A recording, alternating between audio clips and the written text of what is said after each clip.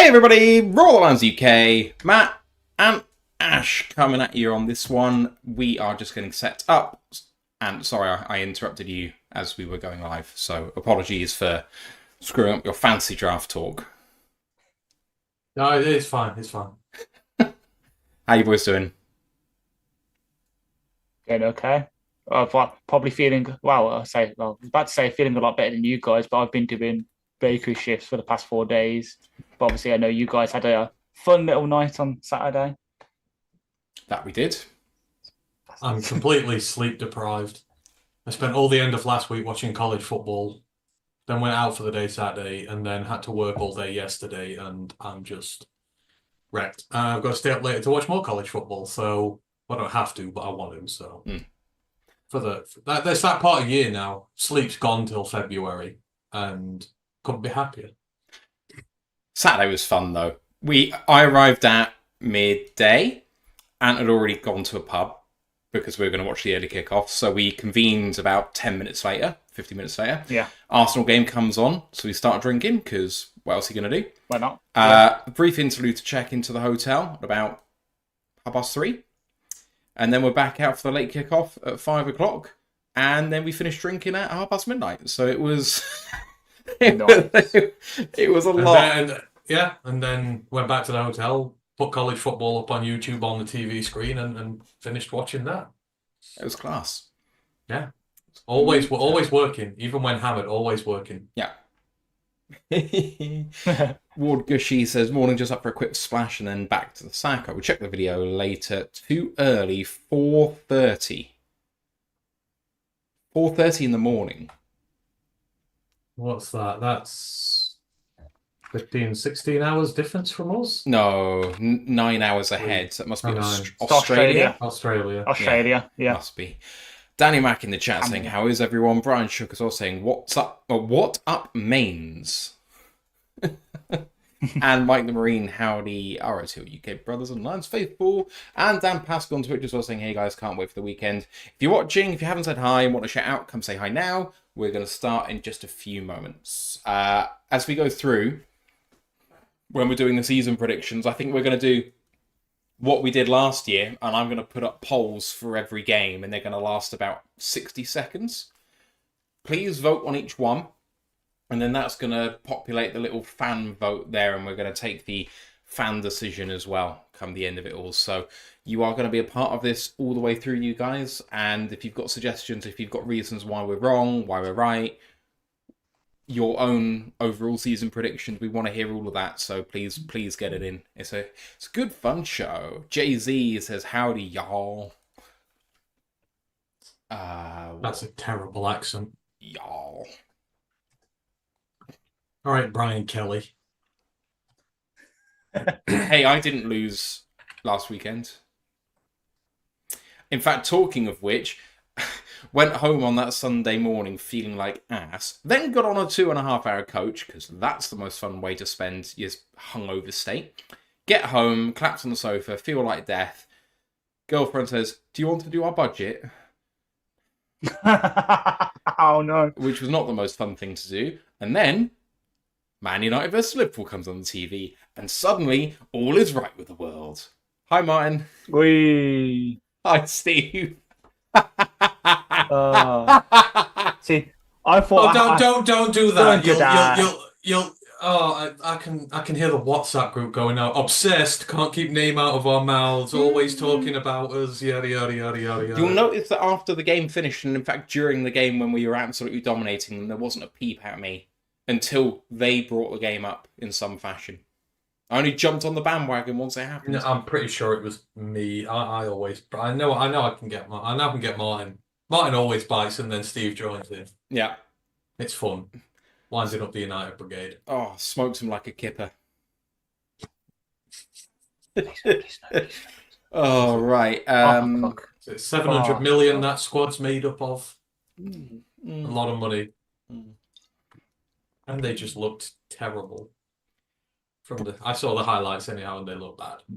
Yeah. Brian Shook says, I think you should take any fan vote over 20 or 30% as a loss, because the aggregate will probably have us going 17-0 or 16-1, which it was last year, I believe.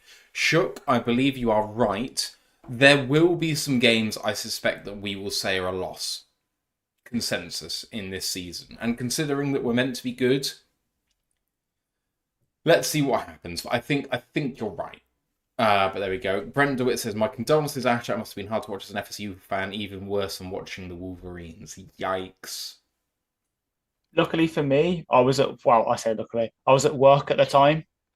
I had, people on the Discord will know, I had a horrible stretch last Saturday where it was Villa losing 2-0 against Arsenal, that FSU game, and then obviously the preseason game against Pittsburgh where we were just getting blasted by the starters. So, but I just had to go. I had to go for my break early. I had to take half an hour upstairs away from humanity, not look at my phone, and just eat my porridge in peace. Unluckily for him, I was on air when that winning field goal went in. I hope you've not. I have not seen it back. Have you actually not? Don't. Don't. I believe my words were, I really hope Ash doesn't see that. I wonder why you'd not mentioned it. I thought he's not seen it, which is probably for the best, but he was less than complimentary. He was reveling. I wasn't rude.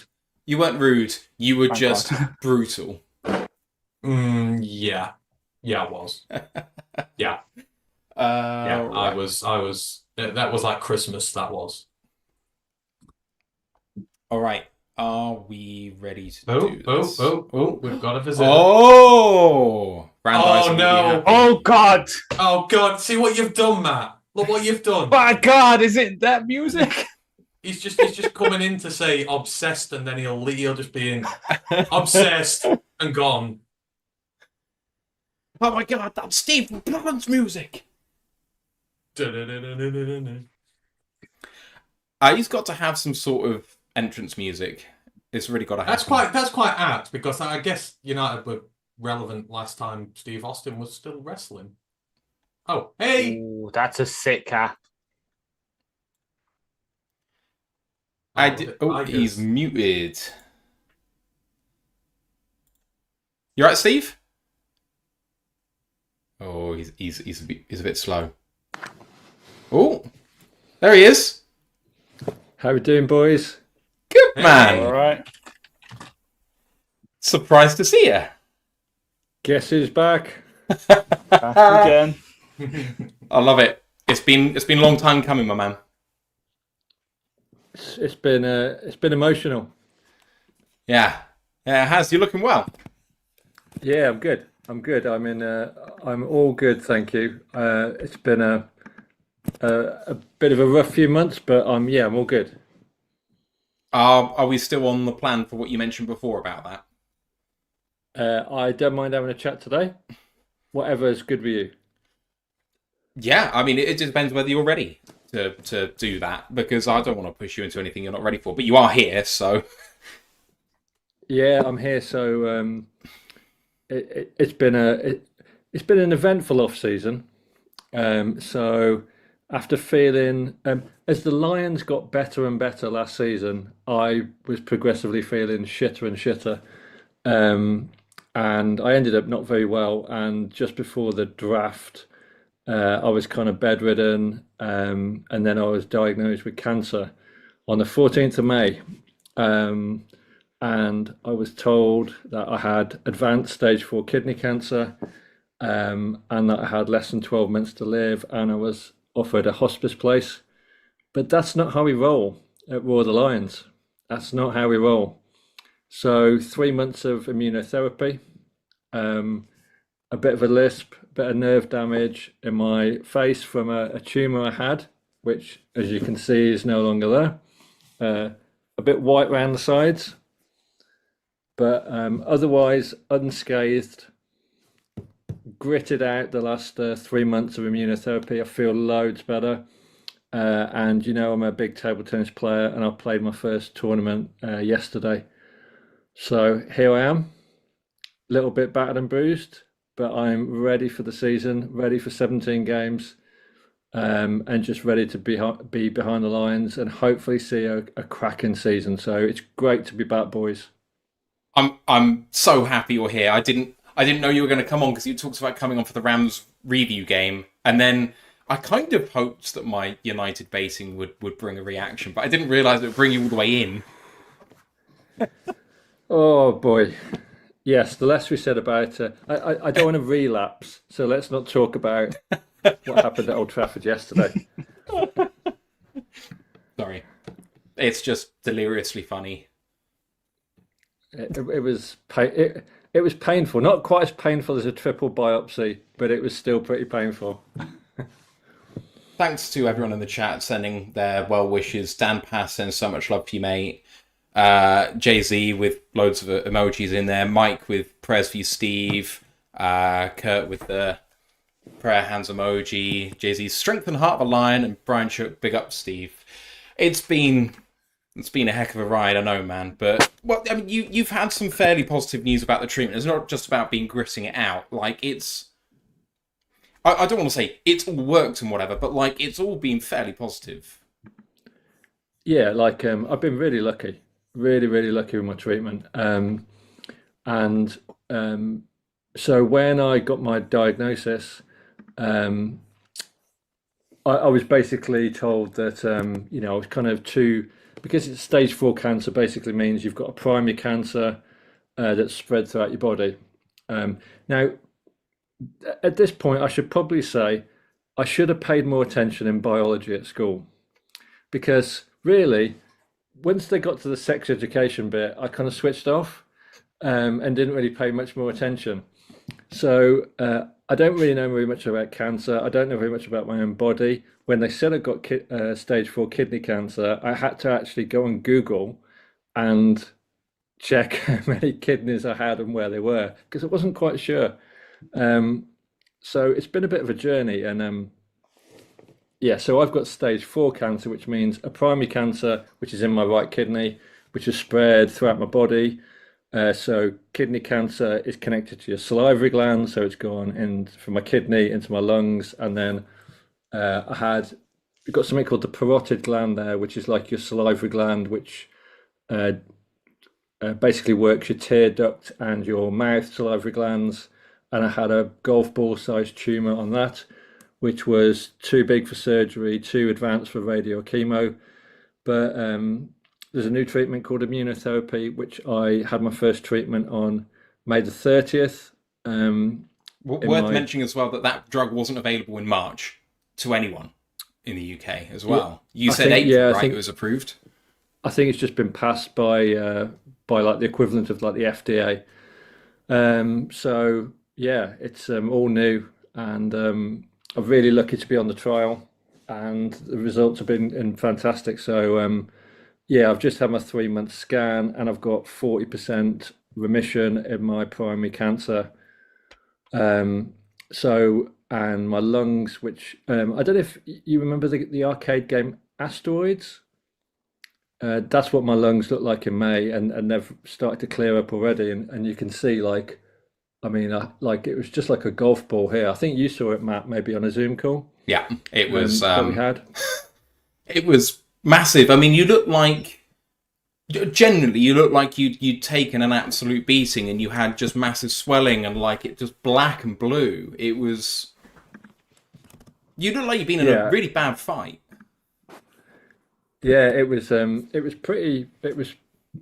I mean, you just feel incredibly fatigued because your body is just fighting the cancer. So basically, all of like your blood kind of markers just go into kind of critical condition, because your body is basically just spending all its energy fighting the cancer. And luckily, at some point in the last couple of months, the drugs have kind of taken over that. So all my blood markers, my white cells, red cells, hemoglobin, platelets are all kind of back within like a normal range. So it's really lucky that the drugs started to work, and that I went and played table tennis about 6 weeks into my treatment in July, and I played for 10 minutes. And do you remember like that feeling you had on a cross-country run at school, where you're opening your mouth and there's just you're just like a goldfish gasping for air? And that's how I felt like. But that's because I spent 4 months in bed.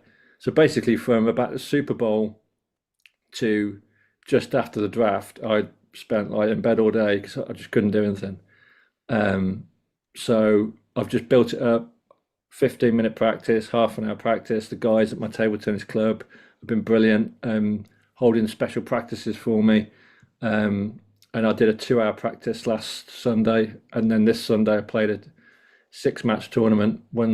Lost my first 4, came back, won the last 2, and I felt better and better as the day went on. So, yeah, really good. Terrifically positive. I can't believe you did a tournament. I saw the pictures and I was like, the hell are you doing? Because the last time we spoke, even like a week before that or so, you were still struggling after like 40 minutes. Yeah, absolutely. I've just posted on the YouTube chat. I don't know if someone can put it on the Twitch chat as well. Just a link. So obviously, when you get your diagnosis, it's kind of pretty shell shocking, and you kind of stagger out of the hospital, and your mind's like blown. And there's a charity in the UK called Maggie's. So Maggie's is like an independent charity. It's not funded by the government or the NHS. And they basically have centres in the vicinity of all kind of major hospitals. I think it's about 20 around the UK. And they've basically got a team of nurses and psychologists and support people. So you can just come out of the hospital, and rather than just going home and sitting down, and like me and Emma, my wife, just not really knowing what to say or how to take things in. Because obviously when you have a 15-minute appointment with your consultant, but like in that 15 minutes, the only words you hear are stage 4 cancer, 12 months to live. And that's all you can like hear. And he's telling you lots of other information, but obviously that just goes out your head. So being able to go into the Maggie's Centre, I went into the Western General Hospital in Edinburgh, or Edinburgh for our US listeners. And basically you can go in, have a cup of tea, sit down, talk to nurses about the treatment, nutrition, diet, how to prepare for your treatment, how to get your mindset right. I've been going to see a psychologist, and this is all for free, no appointment needed. You can just like walk in, and it's not just for you, it's also for friends and family. So any of my friends and family that wanted to go in and just talk about the kind of impact it's had, that Maggie's are more than welcome. So it's just an incredible charity, some brilliant people that I've met. I've had amazing support. So I just want to give something back. So I've posted the link in the chat. I'm trying to raise £5,000 for Maggie's. And I've got about halfway just in 2 days. I might have to put that target up. But yeah, so if any of the Roar the Lions listeners can chip in, any donation, however small, will be massively appreciated for me, because the team there do a brilliant job. They're all volunteers. So yeah, just praying for your continued good news. I don't want to say recovery or anything like that, because I think that prejudices what might happen, but just onward good news. Yeah, and I'm more than happy to talk about it. And for anyone, there might be people like listening that are kind of touched by cancer or want to know like any more, and I'm more than happy for them to like just hit me up on a message. I'm more than happy to talk about it, because I find it quite cathartic. But yeah, I'm not hiding away from it. And like when it happens to you, you've got to own it. So that's what I've been trying to do. I've been trying to own it and trying to give something back as well. So I've just posted your Twitter in the chat as well. So yeah, thank you, guys. Thank you. Can we talk some football now? Yeah, let's do that. Just very quickly, some more supportive words. Thank you, guys. Bo Booth, Ken Stouder, Lions Rumble, and the rest of you guys in there, as well as Dan Pask as well. And then subscribing in the interim, Silver Rush 24 at Tier 1 for their 13th month, and Big Aries at Tier 1 for their 32nd month, which is crazy. We almost have someone subscribed for 3 years. Thank you both for that very much. That's great. And hey, Lisa as well. Hope you're well. Let's get the show on the road, shall we? Yeah, let's do it. Recording in progress. Welcome to another edition of the Royal Alliance UK podcast, episode 286. Great Aspirations. My name's Matthew Turner, alongside Anthony Fitzpatrick, Ashley Soden, and the returning Stephen Collins. How you doing, boys? All good. Great to be back. Football season is here. It is. I can't wait, guys. Thursday, first game, and of course we'll be doing a preview show on that game as well, on that day as well. So maybe we can talk about that then. But football is back, and every night from Thursday till Monday this week, and of course college football tonight too. So it's all happening. That's why I look as awful as I do. The 3 a.m., 4 a.m. mornings have started now, and it's a price to pay, but it's worth it while you do it all. So it's great to have football back. Just like it's great to have my Steve back as well. I've missed you a lot, buddy. So it's good to have you here again. Yeah, man, glad to be back. All right, we are going to be breaking down our 2024 season predictions today for you. So we're going to go through Week 1 through 18, we're going to tell you who we think the division winners are going to be as well. And maybe we'll have some hotter takes as well about the season in general. But just to start, as we always do, talking about our Discord channel, which is a great place to spend your footballing season. It's a great community of Lions fans. Link is in the live chat right now. We'd love to see you in there. College Football Podcast and is tomorrow. What are you talking about? So it's the week 1 review. Obviously, it's the first big week of the season. All the teams are getting involved now, so we're at that point where we're looking through some of the best games, best performances, etc. And then, of course, we'll take a look to the week ahead. But it was a fun week. A lot of blowouts there, but a lot of good games as well. So, and hopefully maybe one more tonight. But 2 Florida State losses in a week is probably, I'm not that lucky in life. So, but we'll see. We're enjoying it. It's good fun. Lots of football going on. Lots to talk about. Come let us know what you enjoyed. Please don't forget to like this episode, sub to the podcast, all that good stuff. You know what to do. And support Lions Nation Unite, Herman Moore's project to bring the best in Lions content creators together. You can see Ant on there all the time with some great Lions content creators on YouTube. So go and support them there. Twitch affiliated, YouTube monetized, you know what to do with all of that. Any love you can give, much appreciated, but just being here is enough. Let's get on with some news before we go into the season predictions. We start with some signings. So we left you with the 53-man roster done, pretty much. At least on the audio pod, the rest of that was in the YouTube and Twitch lives, but we left about halfway through, and if I remember rightly. This now is what's happened since that was all done after we left YouTube and Twitch Live when that was all decided. So the linebacker Trevor Nowaski has been claimed off waivers from the Cardinals. Obviously, he was a UDFA last year and the Lions really loved him, but he did end up getting waived eventually. The Cardinals claimed him and then he has been waived himself this season. We've claimed him back. Donovan Peoples-Jones has now found his way to the practice squad. It was widely reported he was going to, but he wasn't actually allowed to join until the safety CJ Moore was released from the practice squad because they would have been over the limit for veterans on the practice squad otherwise. And the defensive back Eric Hallett has been signed to the practice squad. He doesn't count as a veteran, so our practice squad is now up to 16.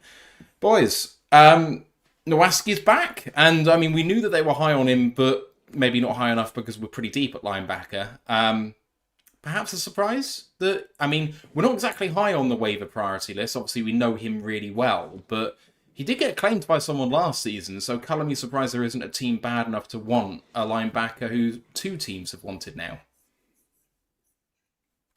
That's true, and I guess it was a surprise as well because that makes us 7 on the active roster now with linebackers, with obviously our sort of top 5 with Campbell, AA, Rodrigo, Barnes, then you got JRM, we kept Ben Neiman, and now we've got Nowaski, which, yeah, it was a bit of a surprise, but the team love him as that sort of Anthony Pittman role where he can play the Sam, he can play Mike, and he does a lot on special teams. So Pittman, before he sort of was released at the end of last season and kind of let him go, played the most special team snaps for us out over the past 3 seasons before that.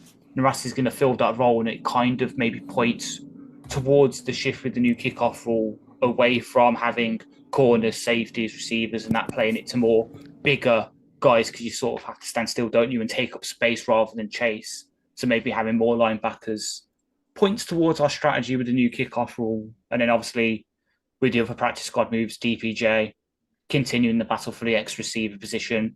I've spoke on that too many times now, so I'll just shut up about that. And then obviously losing CJ Moore forever will hold a place in my heart as a special teamer, but the gambling last year and then this year getting beaten out on defense by Brandon Joseph and Lawrence Strickland spent in for him, and then Hallett, same kind of profile as Strickland and kind of branch where they can play strong safety in the box, but they can also do a bit of nickel work.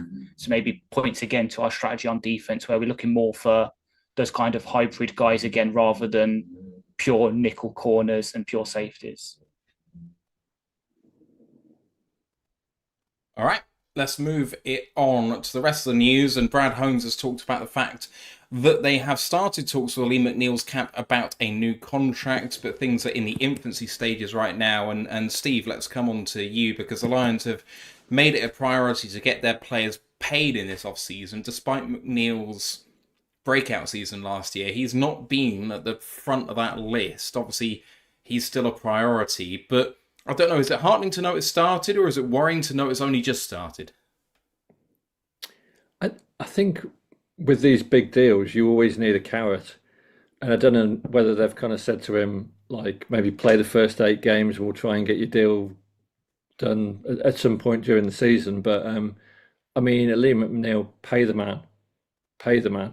Like, don't pay him silly, but, you know, pay him. And concur?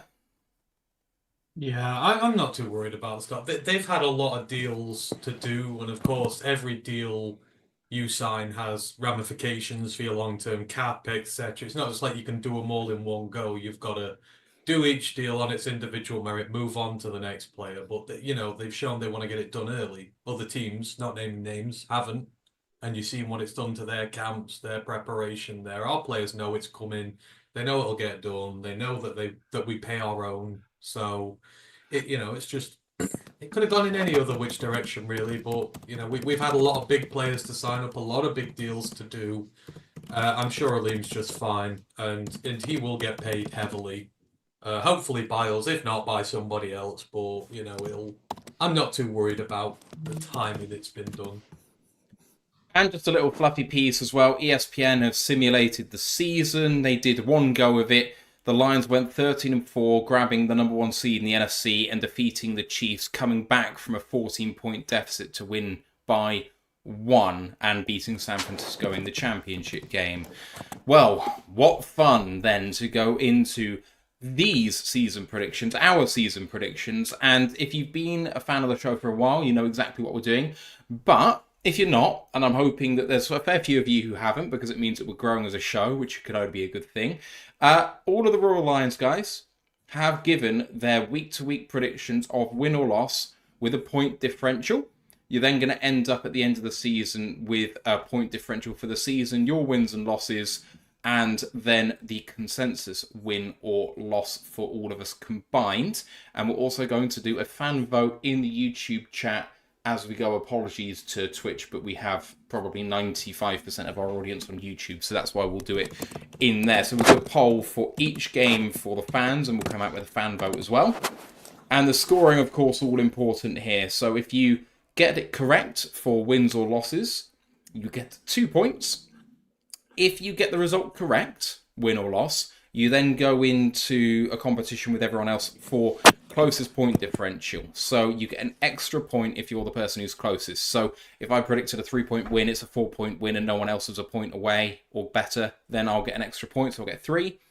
And if you get it absolutely bang on, so you predict a 3-point win, it is a 3-point win, you end up getting, in addition to the 2 points for the correct result, 3 extra points, making 5. And if you predict all of the season correctly in terms of records, if you predict 12-5 and we get 12-5, you get 5 extra points as well. That's new for this season. We've just added that in the pre-show, but it does seem very fair. There's no points on offer for the division predictions, but we're going to show you what we think is going to happen in the divisions as well. And then, although we haven't thought about it beforehand, I invite the guys to think about some potential predictions for the season in general, and that could be award winners in terms of MVP. It could be some things you think the Lions are going to do in the season, notable moments, anything you like, any takes that you have in this season. And of course, everyone in the chat as well, we're going to be referring to you as we go along for reasons in which we're right, reasons in which we're wrong, what your records are. We want to hear all of that discussion and chat. So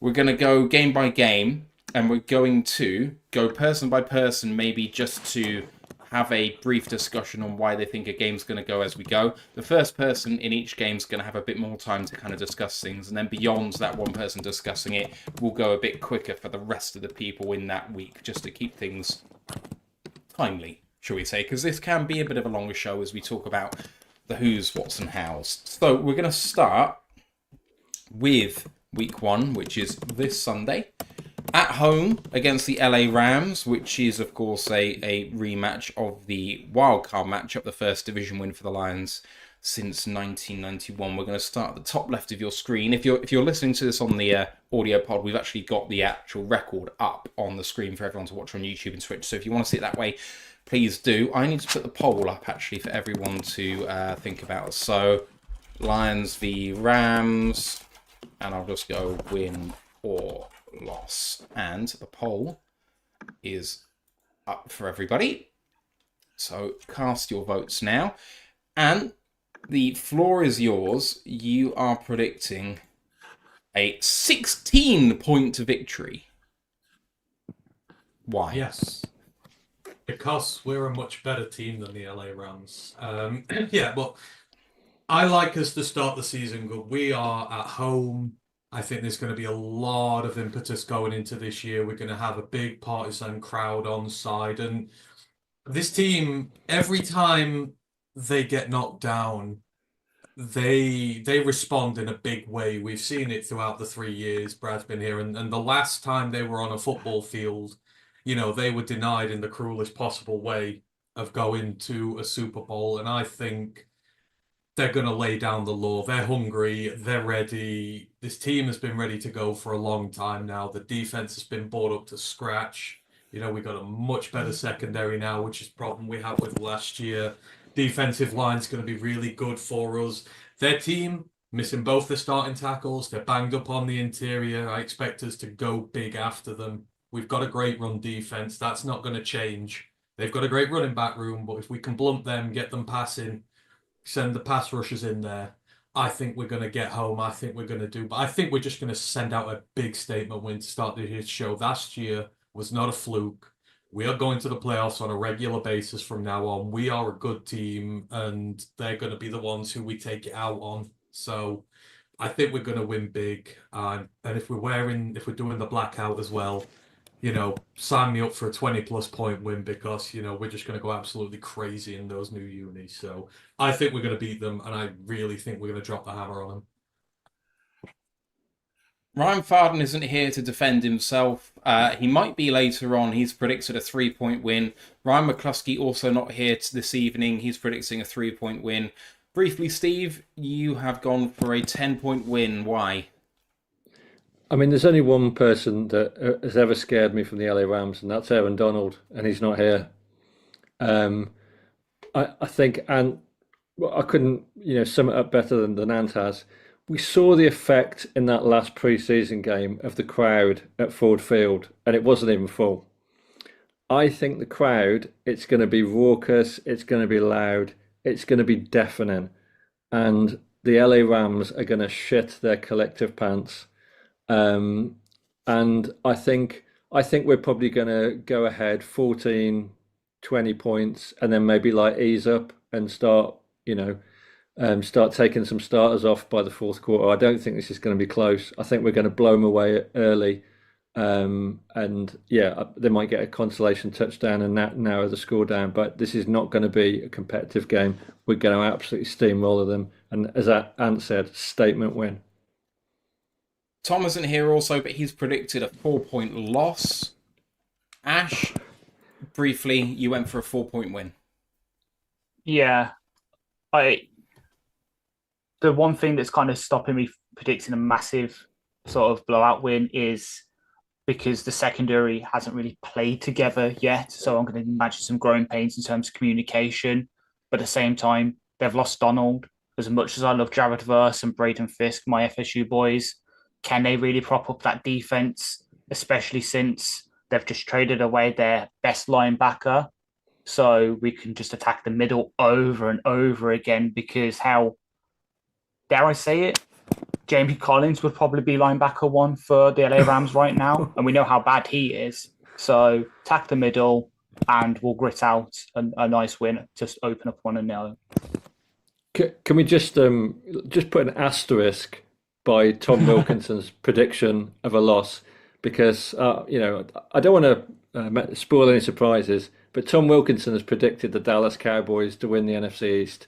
So everything that he says from this point on needs an asterisk after it to say this man was clearly drunk when he made his predictions. Finally, I'm going with a 7-point win. I actually think this is going to be a really tight game. I think that the Rams are going underappreciated, so we say. That their team is slightly decimated. Yes, no Donald, O-line struggling with fitness or suspension. They have the best tactical head coach in the league. He may be a complete twat. Don't know, but he's damn good at what he does. Stafford in that building, cup fit. Obviously, rookie last year, wide receiver was one of the best in the NFL. I just think that will keep it competitive, but I'm not sure their defense can hang with our offense, especially in the run game. I just think we'll control clock, we'll control the narrative of the game, but it'll be still kept tight. And I suspect it might be a tie game with us having ball in hand to win it, and we'll score a touchdown and not leave them any time on the clock to come back. That's kind of how I see the game going. But after all of those, what that does mean is that we are predicting a win in this game with 6 people to 1. And in the fan vote, it is 92% in favour of a win.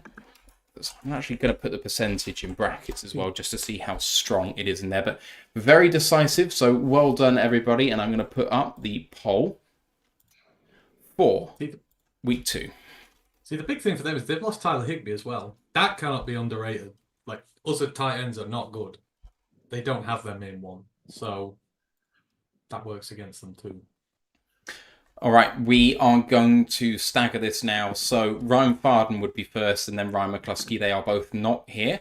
But to tell you what they thought, they both put 7-point wins against Tampa Bay. Steve, you're next up, and you've predicted a 7-point win as well. Get your own prediction. Sorry, why did you say a 7-point win? I think this is going to be maybe a tighter game. I think Tampa Bay have just got something, and it's I think maybe something left from that sort of Super Bowl winning team, that they just always play harder than they look on paper, and I think this is going to be like a tighter game. But I still think we've got more than enough to win it. I think the Bucs have got some dangerous players, but again, I think the crowd is going to be well up for this, and I don't see it being a problem. But I think tighter than the Rams game. Tom Wilkinson gets the Lions off the board in his prediction with a 10-point win. Ash, briefly, you've gone for a 7-point win. Yeah, I promise I wasn't copying. I did not look at anyone else's. As I agreed, Tampa Bay have still got some great players. Tristan Wirfs, Chris Godwin finally back healthy. Mike Evans is going to go for 1,000 yards again this season. But that defense, as much as I love Kalijah Cansey, I don't know how else really they have. Like, they don't have that much there. So yeah, flashbacks to last year's divisional round as well. Hell, Derek Barnes, could you seal the game again? Maybe. For myself, I'm going with a 6-point win. This one I actually think is going to be the other way around to what I said about the Rams. I think that we'll control this game, generally speaking, but 2-score victory, and they score some garbage time points late.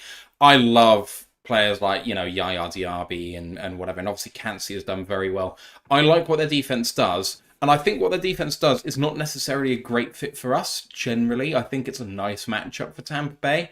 But it's at home this time, and we beat them on the road, and they haven't got better since last time, so we should be able to pull this win out. But, any team with Evans and Godwin is going to do well. The big question for Tampa is, can they do it with a a new kind of system potentially, because they lost obviously their offensive coordinator who got the best out of Baker. So that's the big question for me. And you're the final one up here, and you're predicting a 12-point win. Yeah, I do like the Tampa team. They're quite similar to us in the way that they're built. They play very hard. They fight hard. For me, I just think we've got a really good team and that we're going to be dominating a lot at home. Obviously, not many people have beaten us at Ford Field in recent history. We are an incredibly tough team to break down. And we found a way against them last time. There was the 2 games last year. We got JMO in to come in and help us win in one of those games. And the second one, we got the run game going against them. We fight just as hard as they do. And again, I'm taking home advantage. I really think this team is going to lay down. I think they're going to be all business. Like Dan said earlier today, they're not talking Super Bowl now. You've got to earn that. I just think they're going to come out and start absolutely laying the smackdown on these teams at home because they are motivated and they want to get back there and they want to show everyone. So it's kind of the same as the Rams, really. I'm just expecting us to get to a really heavy start. So looking at the fans, this one, they've actually increased the win percentage in the vote here. 93% of people think that the Lions are going to get a win in this game. For the Royal Lions guys, it was unanimous, 7 out of 7. So that puts a dub on the board. Well done, everybody. I'll end that poll and put the next one up for week number 3, which is at Arizona. And the Lions enter it at the moment in the fan vote at 2-0. The poll is up. And we started last time with Steve, so I'm going to show Tom's just because he would have been next up. Tom predicts for Arizona game a loss by a point. He must have been smoking some really good stuff. Ash, you've gone for a 7-point win. Defensively, either by having a defensive head coach. Arizona aren't there yet. They need another year. But offensively, and this might be bearing the lead a bit for later, Kyler is a dark horse MVP candidate for me. I could really see the Arizona offense taking off again. A fully hit Kyler, healthy Kyler, a wide receiver one in the offense with obviously Marvin Harris Jr. They have a really good running back as well. They drafted this year. Not going to name his name. So I could see the offense being really good. It's down to that defense, and can they keep up with our offense?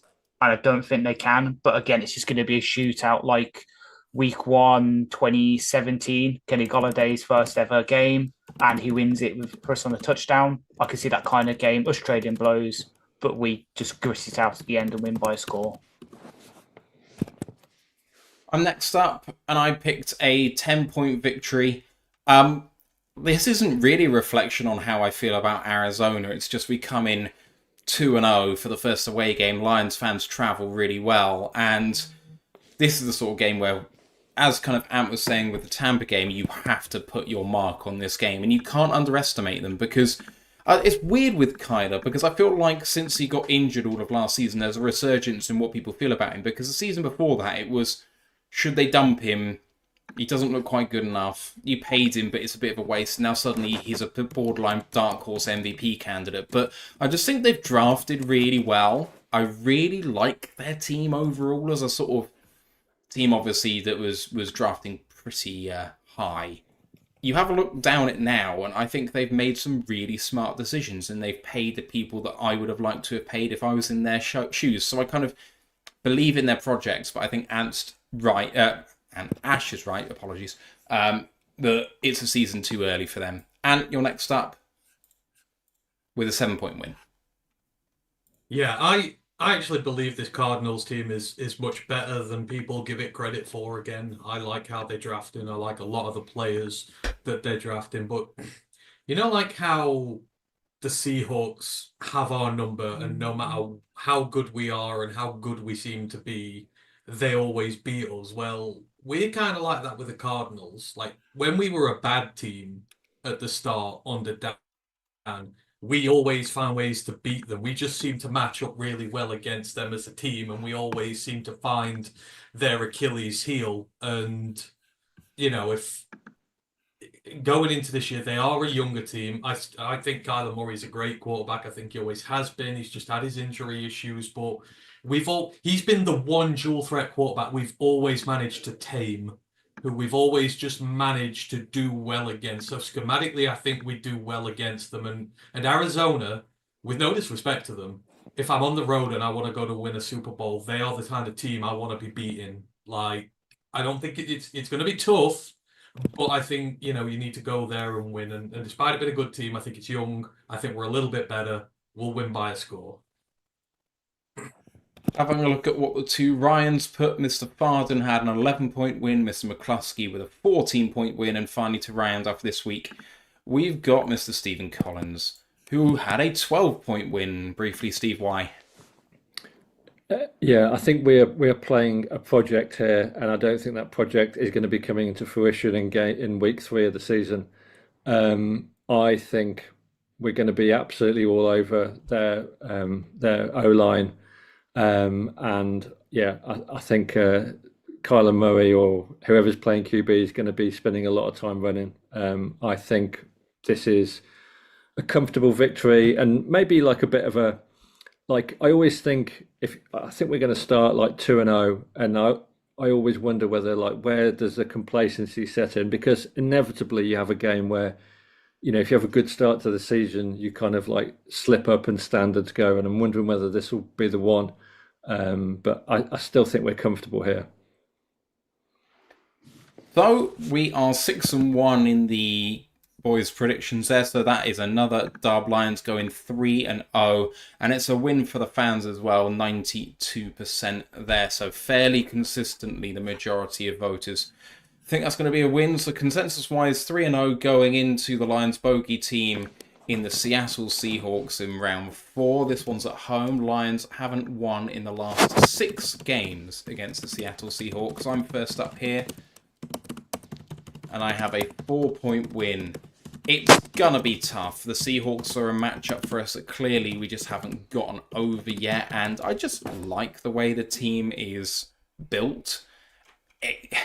We struggle against that sort of prototypical pocket passer with good accuracy, and Gino has just got that quick twitch accuracy that you really want.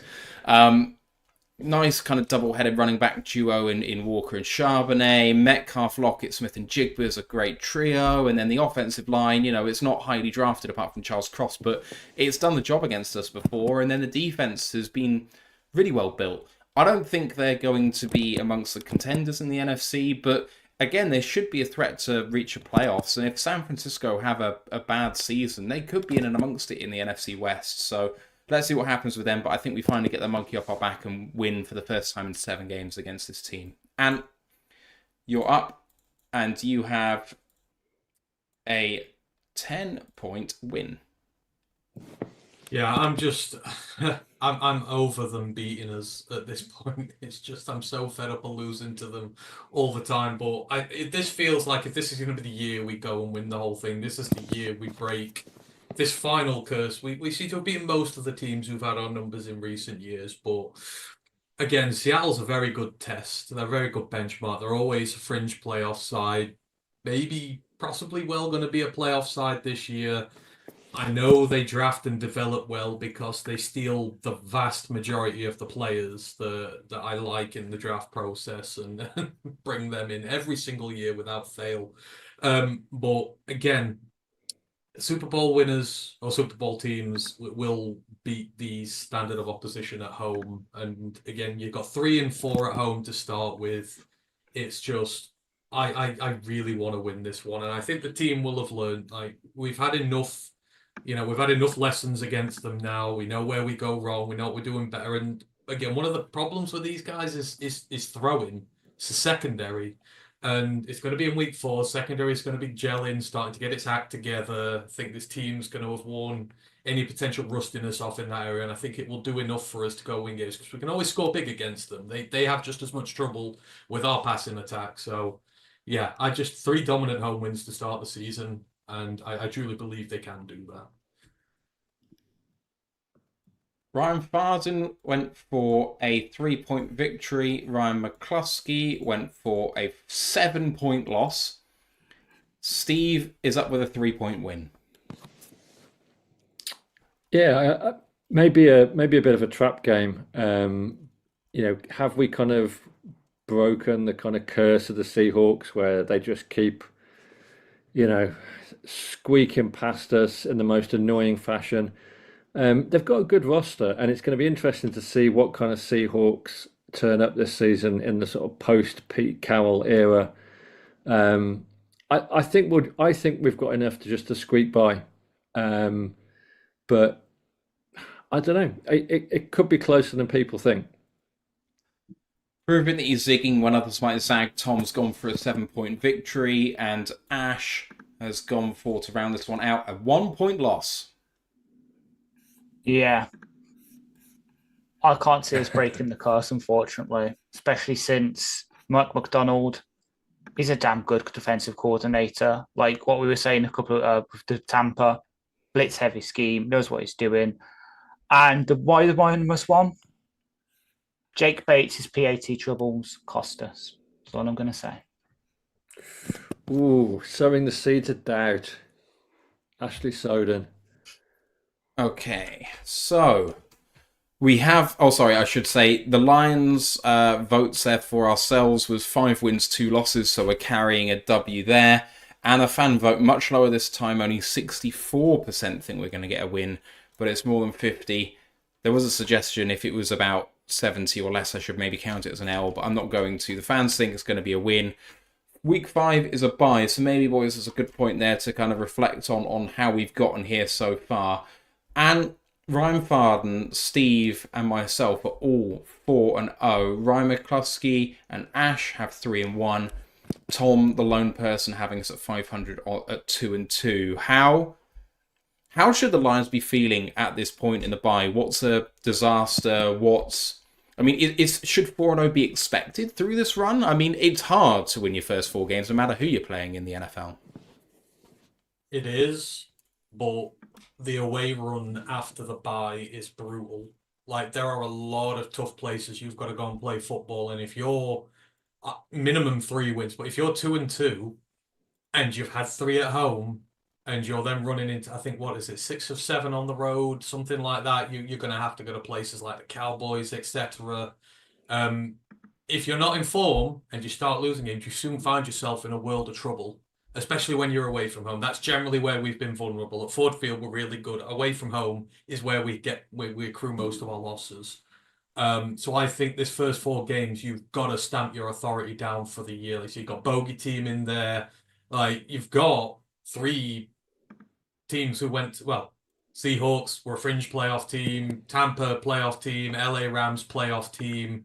You really got to stamp your authority down on those first 4. Otherwise, as I say, you could be in bother very quickly. Anyone else with thoughts on where we are at the bye?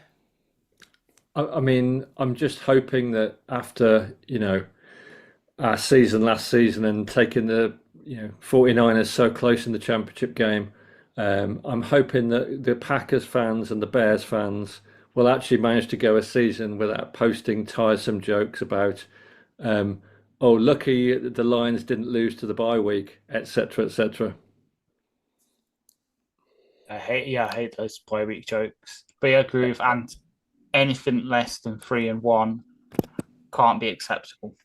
I can kind of one loss there because obviously, as I said with the Rams one, growing pains in the secondary, some of the new pieces need to come in, etc., etc. Maybe we can accept 1 as long as it's close. But yeah, more than 500 and less with where we want to be, we can't, because as you said, as Ant alluded to, and as we're going to come on to in a minute, that stretch of 4 or 5 away now, where we're going to Jerry World, we're going to US Bank Stadium, got to go to Houston and LG Stadium and their offense.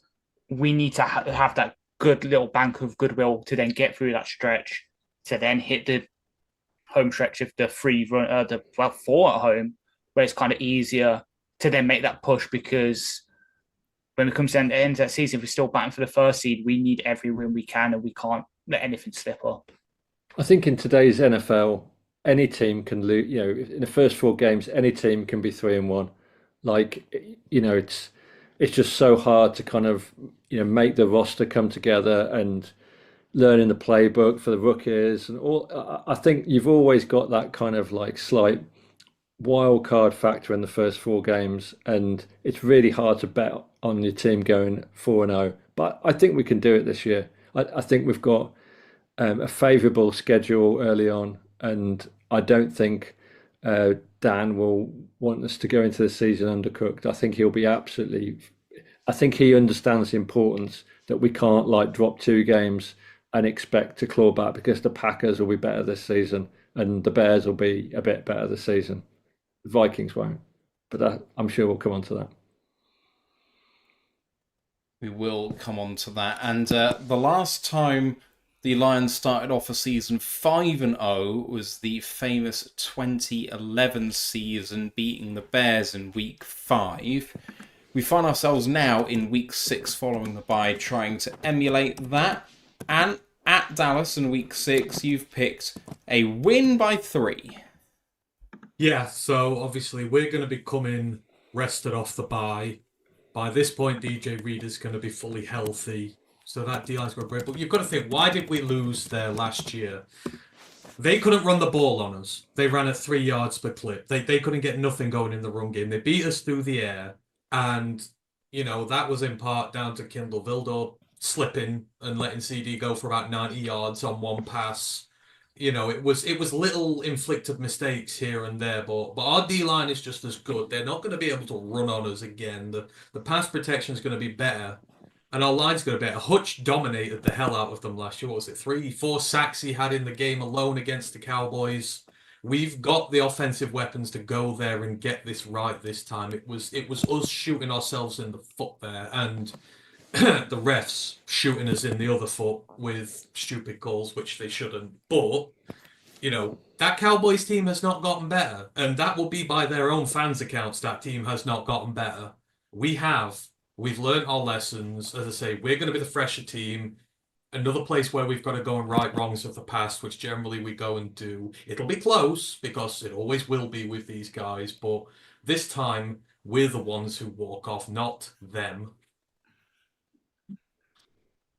Ryan Farden has gone for a loss by 10. Ryan McCluskey has gone for a loss by 3. Steve, you've gone for a loss by 3 as well. Yeah, and this was like a tough call. As Ant said, I think the Cowboys won't be as good a team next season. But we're going into Jerry World, and it's not the Cowboys I'm worried about. It's the Jerry refs. And I just feel that we're going to be so intent on like righting the wrongs, of the eligibility game. I just think and maybe after the bye, we're going to be almost too pumped up, and I can just see the refs just hitting us with penalties, and I just think it could be one of those games and a bit of a banana skin after the bye. So unfortunately, I think we're going to get screwed again. But I'd rather be screwed in week 5 than in week 19 or week 20. Tom has gone for a loss by 10. Ash, briefly, you've gone for a loss by 3. Completely agree with Steve. Just Jerry's pocket's too deep for the refs. They need a new striped shirt. And for me, I've gone for a loss as well by 3. The Dallas Cowboys are the best team in the NFL in the regular season. They just are. And there's several points about, have they gotten any better compared to last year? Deron Bland going on IR does not help their cause. But it's still a damn good team. And I saw some chat about Zeke in there. I still think he's a mid-tier running back in a team which predominantly is going to throw the ball. So that's fine. I think Mazzy Smith's going to be a really interesting guy in this team, because we're going to want to run the ball, and he's not exactly lived up to expectations following his drafting from Michigan. So if Mazzy Smith can start bringing the heat, this could be an interesting game.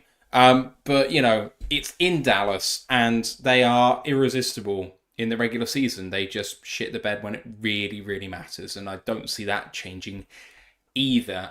So we've gone for, unfortunately, 1-6 in this game, which means that we have predicted consensus a loss. Let's turn to the fans, who think that we're more likely to win this game than we are beat the Seahawks at home. 80% of you think that we're going to win this game. You absolutely mad people. I love it. Love that hopium. It's amazing. Right. We move on to week 7, which is at Minnesota. The fans have us 5-0 at this point, emulating 2011's team. And Minnesota, a team not exactly in the ascendancy, drafting a quarterback early and then having him go down for the entire season. The poll is up for the fans, and we start with Steve and Collins, who has predicted a win by 6. Yeah, I think the Vikings are now going to be into like a 2-3 year rebuild. I don't think. I think the events of last season were really harsh, and there were. I think the management team there, is it Quasi, the guy that's running the team now? I think they have a pretty solid operation, but I think there's a lot happened in the last 12 months, and I think it's going to be a couple of years before we need to start worrying about the Purple Menace again. Right, Tom has predicted a 17-point win. Ash, you've predicted a 3-point win. Yeah. Vikings are going to be in a rebuild, at least pretty much offensively, other than Justin Jefferson and a couple of aero line pieces, obviously. But that defense, they've patched some holes. I know obviously lost Daniel Hunter, got in Jonathan Grenard, signed 2 of my favourite linebacker free agents with Cashman and Andrew Van Ginkel. And it's just the atmosphere at Minnesota, as we'll come on to in week 18. If it's at home, I'd be predicting a bigger win, but I can see that home field advantage giving the Vikings a bit of a boost, but still not enough to beat us. For myself, I'm going for a 9-point win here. They've invested a lot on their defense, having lost their best defensive player. And I don't like where they've spent the money and who they've spent the money on. I think their defense is going to continue to be poor. I actually think the best thing they did in this offseason was sign Stephon Gilmore. But, the offense is going to be okay, but Darnold is just prone to mistakes. He'll make the odd one here or there, and will control the game even in Minnesota. So 9-point win. And Ant, you're next up, and you've gone for a 7-point win. Yeah, we're just a better team than the Vikings. We went there and won last year. I know they'll say they didn't have Kirko Chains and that in there, but what we do have is a receiver who's retired half their secondary and traded away half their draft picks that they've made in that secondary since he's been in the league. Amon-Ra just feasts every single time we play against them, and there's just nothing they can do about it. We need to make a statement in the NFC North. We don't get a home game till week 13, which is a joke, but we went and won last year. We can go and do it again, and I just think we're a much better team than they are right now. And as I say, our offense just keeps shredding them. We score on average 30 points a game against them, just a smidge under 30 points a game against them under Ben Johnson. You're telling me that team's going to score more than 30 on us, and even if they do, they're still probably going to lose. So yeah, I fully expect us to win. Do we even think that Sam Darnold would be their starting QB by this game? Yes. I'm fairly confident. I guess they'll give him a season, won't they, and see. Because I guess it's not ideal JJ coming back and just playing from the off next year when he's been injured all the time. So it behooves them for him to do well and maybe keep him for a bit longer. Just to give you the Ryan's votes here, Ryan Farden had a 14-point win, Ryan McCluskey had a 7-point win. It's the second time that we have predicted a consensus for victory, and the fans have gone 93% in favour of a win as well. Some breaking news for you: the Detroit Lions have announced their 6-team captains. On offense, they have Goff and St. Brown. On defense, and Sewell, sorry. On defense, they have Anzalone and Hutchinson. And then special teams captain is Jalen Reeves-Maybin. Any thoughts, boys, on the captains being announced there? I would say there's probably no surprises there, apart from Uh, 3 rookies, at least. I mean, so Amon-Ra is technically still on his rookie deal because it hasn't kicked in yet. Sewell is technically still on his rookie deal because the new deal hasn't kicked in yet. Hutchinson is on his rookie deal. 3 of the 6 are on rookie deals, and it's a testament to how well we've drafted, I guess. But they are all massive leaders in the way they carry themselves on and off the field. Is anyone going to tell Sewell that he's not ready to be a captain yet? Who's going to have that conversation? I'll pass on that, thanks. Yeah. I love it. I love it. Grandizer asks who's been left out as a captain. Is there anyone that you think maybe should have got the nod that hasn't?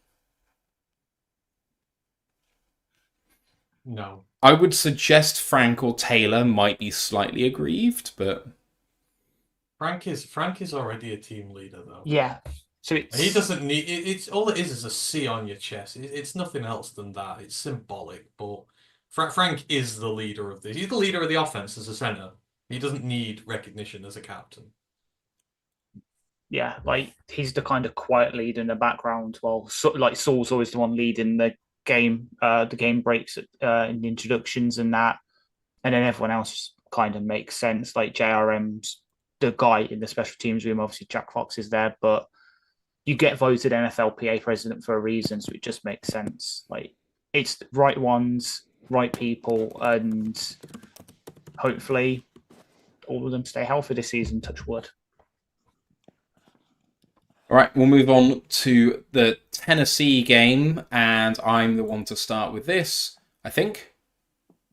No, I'm not. It's Ash. Sorry, apologies. Ash, It's all right. you've gone for a 10-point win. Yep. Again, I like some of the moves that Tennessee have made this offseason.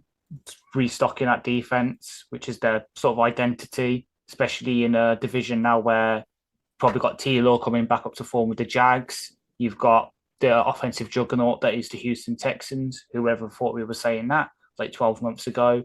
And then obviously the Indianapolis Colts with Anthony Richardson entering year 2. You're going to need some defensive players to stop them.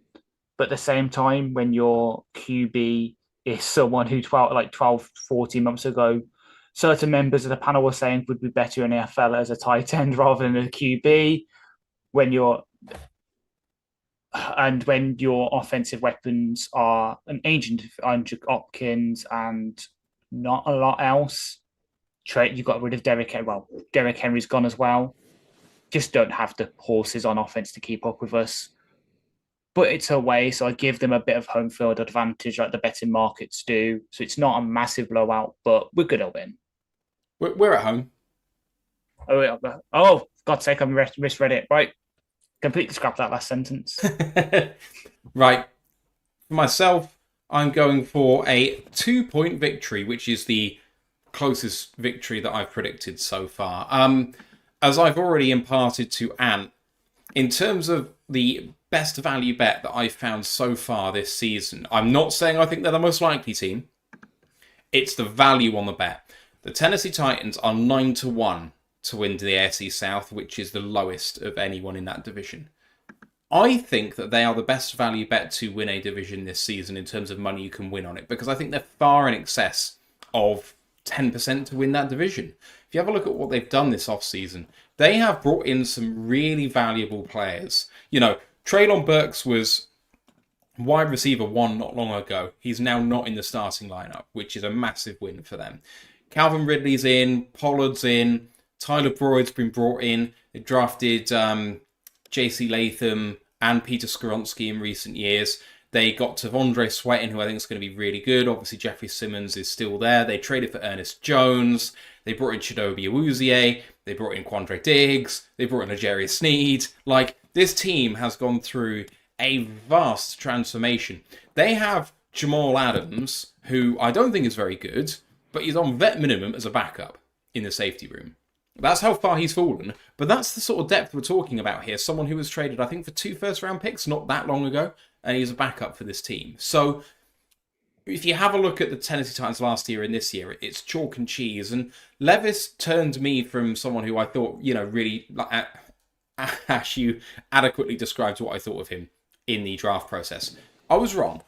And the new head coach, the system isn't going to suit Levis, But I think there's enough about him where he's going to make it work because he's a gritty human being who apparently just doesn't like being told that he's not going to be good enough or it's not going to work for him. And I just see that working really, really well. And the head coach, damn good on that offensive line coaching, isn't he? And this team loves to run the ball. I know that Derek Henry is gone, but with Pollard and Spears, that should really work. So this team is vastly underrated. I think we'll eke out the victory at home, but it's going to be close. 2 points. And you're next up. And a 14-point victory for you. Yeah, they're not a team on our level. Simple as. We're much better than them most of the way across the board. We're at home. We're going to absolutely wreck them. I'm just not. It's like you say they bought in all these guys, but a lot of them were washed up vets who are at the past of their career now. That team on paper a few years ago, yeah, would have been terrific. But I'm sorry, I'm not buying it yet. They've been a bad team for a while now. That offense just isn't really going to hang. I expect us to win comfortably at home over a subpar team. All right, Ryan Farden has a 23-point victory with this one. Ryan McCluskey has a 14-point victory, and Steve, finally, you have a 7-point win. Yeah, I think this is going to be an interesting project, and obviously Brian Callahan has done good work for the Bengals and revived a pretty crappy franchise and into a real contender. I quite like the idea of Pollard running behind Skoronski. I think that's a good move. And as you say, Matt, they've done a lot of good work, but I think it's just a bit early. Makes sense. Makes sense. Okay, to finish this one off, Tom has predicted a 7-point win. That makes it another consensus for a 7 out of 7 believe it's a victory. And the fans, slightly lower on this game than some of the others. Only 86% of people think this is going to be a win, but the fans have now got a 7-0. Who could have said that this could have been predicted before the show started? But well done to that person who said it's going to be 17-0 for the fans, because it may well be. I'm going to put up Week 9's poll now. So the Lions in Week 9 are going to be at Green Bay, and they are going to be, according to the fans, 7-0 going into that game. The poll is up. And I think I'm first up for this one, if I have it right. So, bear with me a second. So I have a 4-point loss. And it's not the same old Green Bay, is it? And I really do hate all of this chat about them where they are going to the Super Bowl this year, because that's what it feels like if you have a look at the national media. All the hype is about Love and the journey that he made last year. But you know what? While it gets tiresome and boring, there's a shred of truth in there somewhere. This Packers team is much better than it was when we blew them away in the earlier part of last season. Got a couple of good tight ends in there. Josh Jacobs was the rushing leader 2 years ago, and he hasn't really slowed down. Is Love going to have a good game is basically just the question here, because the rest of the team's good enough to compete in an NFC that has a lot of teams about the standard of Green Bay, so why not them? It's at Green Bay. I had us going 6-1 into this, and I don't really have any rhyme or reason to it other than it's our biggest rivals and it's in their place, and you've got to drop one every now and again. It's not a great logic, but there it is. And you also have a loss by 7. Yeah, they're our nearest threat in the NFC North right now, and we've had a really good run at Lambeau recently. Like we've won a lot of times there, but eventually, like NFC North games are not easy, and you're going to drop some. And I do believe they are a very good team. I do believe they will be a playoff team again. And for us, it's the law of logic. Eventually, I think we're going to lose one. I think this will likely be. I think we'll split with them again, but we split the away games last year. I think we'll split the home ones this year. So they're a good team, and we'll struggle. So Ant was the last one of the panel to have the Lions undefeated. I would hope at 7-0 they were the last undefeated team at that point, but Ant's first loss comes in Week 9 at Green Bay. Ryan Farden and Ryan McCluskey next up. who have a loss of 1 and 3 points respectively. Steve, you have a loss by 3. Yeah, and it's very unpleasant to say those words that I think we're going to lose against the Packers, because this is this is like the fixture on your calendar that you circle, isn't it? That you absolutely want to take them apart, just particularly because their fans are just such fucking idiots.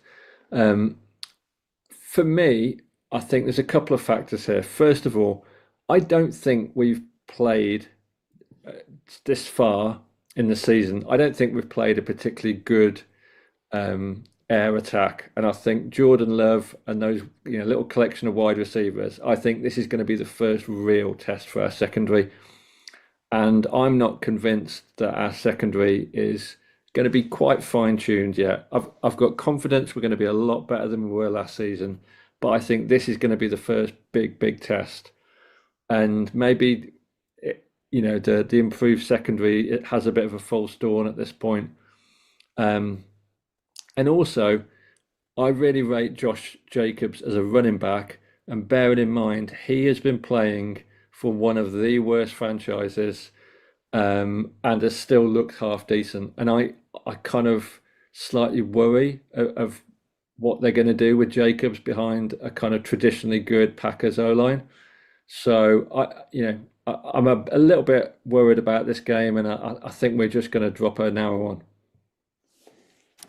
I'm going to come to Ryan Farden in just a second, who has appeared hot off the golf course, but I'm just going to read out the final two in Green Bay here. So Tom went for a 3-point loss, and Ash, you went for a 3-point win against the Packers.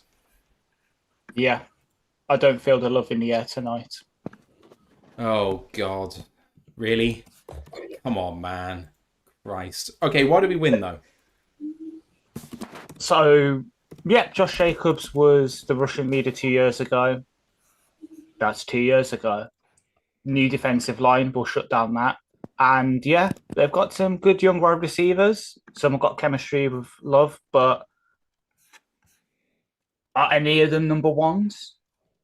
Like, Jalen Reed might be able to do some stuff from the slot, but other than that, do you trust Christian Watson to do anything at this point in the season? Probably not. He's probably going to be injured again.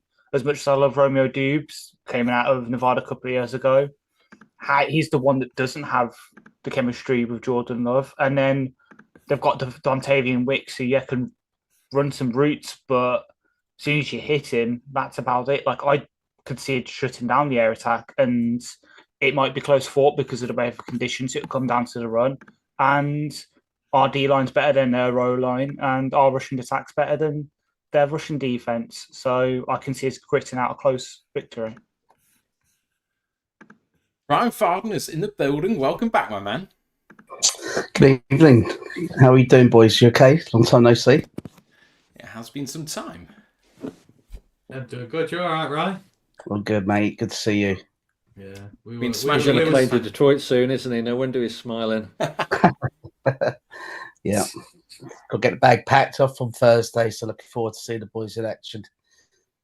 If you're in the live chat at the moment, you're wondering who this mysterious man is. Of course, you must have recognised him from the draft as the Lions International Fan of the Year for 2024. Ryan, I don't know if we've actually spoken to you since the draft on here, but congrats, man. That was a heck of an achievement. I appreciate it. Yeah, just luck, got the lucky pick, and it was an amazing experience for it to be in Detroit. It was just like, you couldn't have wished for it to be any better, to be honest with you. So, it's like, obviously it was a home draft, so getting to celebrate with friends and basically Lions family now was just amazing. And yeah, I'm looking forward to seeing them all again this weekend. Ryan, could you do me a very quick favour? Could you give me a recreation of your reaction when Declan Rice got sent off on Saturday, please? Me and Matt were in the pub watching it, and we're thinking, oh my God, he's going to have gone spare there. But I just want to see in real life what it was like. Well, yeah, you need a bleep machine for it. I actually first thought it was Trossard that got sent off. I'm like, what's going on? Because it was right across the field from where I'm at. But I mean, when I saw it back, it just get drunk and move on. as quickly as possible. But this is football nowadays. It's no different to the NFL. They're very card happy and flag happy like they are in the NFL. So it's frustrating. Half the time you don't even know what the bloody rules are because they change it as and when they like to. But yes, I was pissed off to say the least. Thank you, Ed, for the reminder. just think back to the week before and you'll be much happier. Yeah, it was a good win at the Villa, definitely. I was thinking of you when you won that one. Remind us of your making the pick at the draft, right? Don't. Oh my God! Like I literally had my own little speech written up. Very small one because no one wants to bore someone with a 6th round pick. But yeah, and then I found out that you're not allowed phones up on the stage. And listen, I was all pumped up. I was consoling the guy in front of me. I think it was a Rams guy, and he was like absolutely shitting himself. And I'm like there going, "No, you'll be all right. You'll be good," and all that stuff. He went out and absolutely nailed it. I came out and absolutely shit my pants in front of 175,000 people. So it was awesome. I think it was seeing Matt and Matt in the crowd had put me off a little bit. The two boys in the crowd. So yeah, that's what put me off. I think you guys. I bet Christian Mahogany absolutely loved it because you were giving it large. Oh yeah. I think he's already blocked me on Instagram anyway. Oh man! Right, we're halfway through. It could have been worse. It could have been like Ash on the first night when I took you out for a couple of drinks. Oh God! Ash about to get mugged in the middle of Detroit, and I had to come outside and save him and chuck him in the cab. There's a reason I'm drinking non-alcoholic today. What did you make of the Christian Mahogany pick? Well, to be honest with you, I'm not as in depth with it as you guys are, but obviously I looked up at him and, just to kind of go off a little bit of a trap, but it was like a sentimental kind of thing. It was weird. I lost a dear friend about 4 weeks before, if that, even if that. And they always confused his name when they used to call up in the office because I used to work with him and they used to always call him, his name was Omani, but they always used to call him Mr. Mahogany and all that stuff. So when they gave me the card, I was absolutely I was a bit blown away because it was like, obviously we used to take the piss going Mr. Mahogany and all that stuff. You know what I mean? So to see the name was actually a major shock. But obviously I've looked at him, I know he's had a bit of a rough summer trying to get fit and everything. But, I'm glad to see that he's on is he on IR, I think, isn't he? So NFI. So fingers crossed the kid can cut out a career for himself because, I've heard different rumors that he can move into centre maybe down the line and stuff like that. So I know 1 or 2 lads really liked him here when I spoke to Matt about it. So I'm pleased that you guys were happy with the selection the name I read out. But it was an amazing weekend, boys. Honestly, amazing. I think Mahogany is a great pick. I'm just worried he lacks a bit of polish. Oh dear God, he's been listening to Ash too long. I must say, you've been holding that one in. You've been holding that one in, ain't you, for a while? I must say though, Ryan, I have been inspired by you to try and become fan of the year, so I can go and do a speech in Green Bay where I can just go and sling loads of mud at Green Bay while we're making a draft pick. So that is me this year. I'm gunning for it. Well, listen, for anyone who's listening, because anyone deserves it. If I got it, then anyone can get it. So most definitely, I know that it's coming out. I've heard that it's been renewed for a 2nd season. So obviously we didn't do too badly over there. But so yeah, it should be coming out. Keep an eye out. I know that it's running. I think from in and around today. I think that they might be announcing it till November. So yeah, definitely, guys, keep an eye out for it and give it a go. And honestly, like I say, I was delighted that it was in Detroit. Green Bay would be pretty cool, especially getting to give it to the Packers when we bring a Lombardi with us to that shithole. Oh yeah, I fully intend on getting thrown off stage. So if you want to see that happen, then vote me. You got my vote. You got my vote, definitely. You can bring a +1. So if you need someone there with a bit of experience. Oh, let's all do it. That's it. We'll just go on as one big group and FTP and run off. Oh, make the pick, then FTP, then run off. Yeah, just accidentally forget the pick, just absolutely bollock the life out of Green Bay, and then forget the pick. Walking off stage, not saying, not giving the kid his moment of fame on this Green Bay stage. Yeah. we are halfway through our predictions here after 8 games and 9 weeks. So let me just run down exactly where everyone's at this point. Ant has a 7-1. Ryan Farden has a 6-2. McCluskey has a 5-3. 5-3. Steve has a 6-2. Tom has us 4-4. Ash has a 6-2. I have us 6-2. Guys, at this point in the season, we've played Green Bay, Dallas, and maybe a bunch of teams, kind of Steve alluded to it, that, you know, were maybe not at the highest of high levels. Where's kind of disaster season territory at? I would presume that Tom's prediction of 4-4 is just about there, but what are we looking at here? Because we've got a stretch of away games coming up to predict. What are your feelings halfway through the season here? I should probably direct that at someone since there's too many of us. So Ryan, since you've just come on, I mean, we haven't really heard from you about your predictions thus far. You've got us going 6-2. And for anyone who is new to the show and hasn't really seen too much of Ryan before, in the first couple of years of this podcast, Ryan Farden has won this Predictor League based on being a dour, depressing bastard and saying that we're going to be just absolutely shit. And to be fair to him, he was pretty on the money with it. But you broke with tradition last year by predicting a good season, and we had that, and it looks like you think that's going to continue.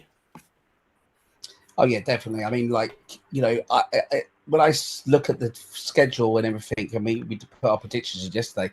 I was just basically looking at it and just saying we're just a better team than most of these guys we're playing, you know. And I fully expect, especially when you're looking, you know, at going deep like we did like last season, but going one better and getting to a Super Bowl.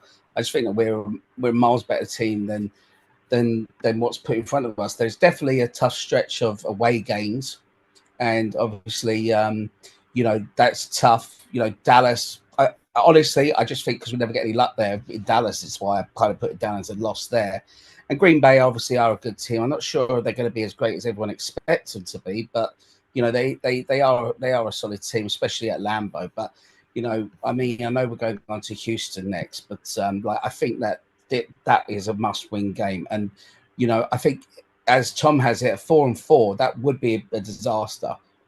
I would, you know, and I'd feel really like, you know, bad if that was the you know, our you know, results to that day. And I would think, where the hell are we going with this? Because you know, there'll definitely be someone like the Bears, or worst case, you know, the Packers doing better than that, I think, compared to us. So I think we need to be where at least 6-2, and we should be 6-2 by the Houston game, most definitely. Does anyone have any strong takes about where we are at this point, or I'll move on?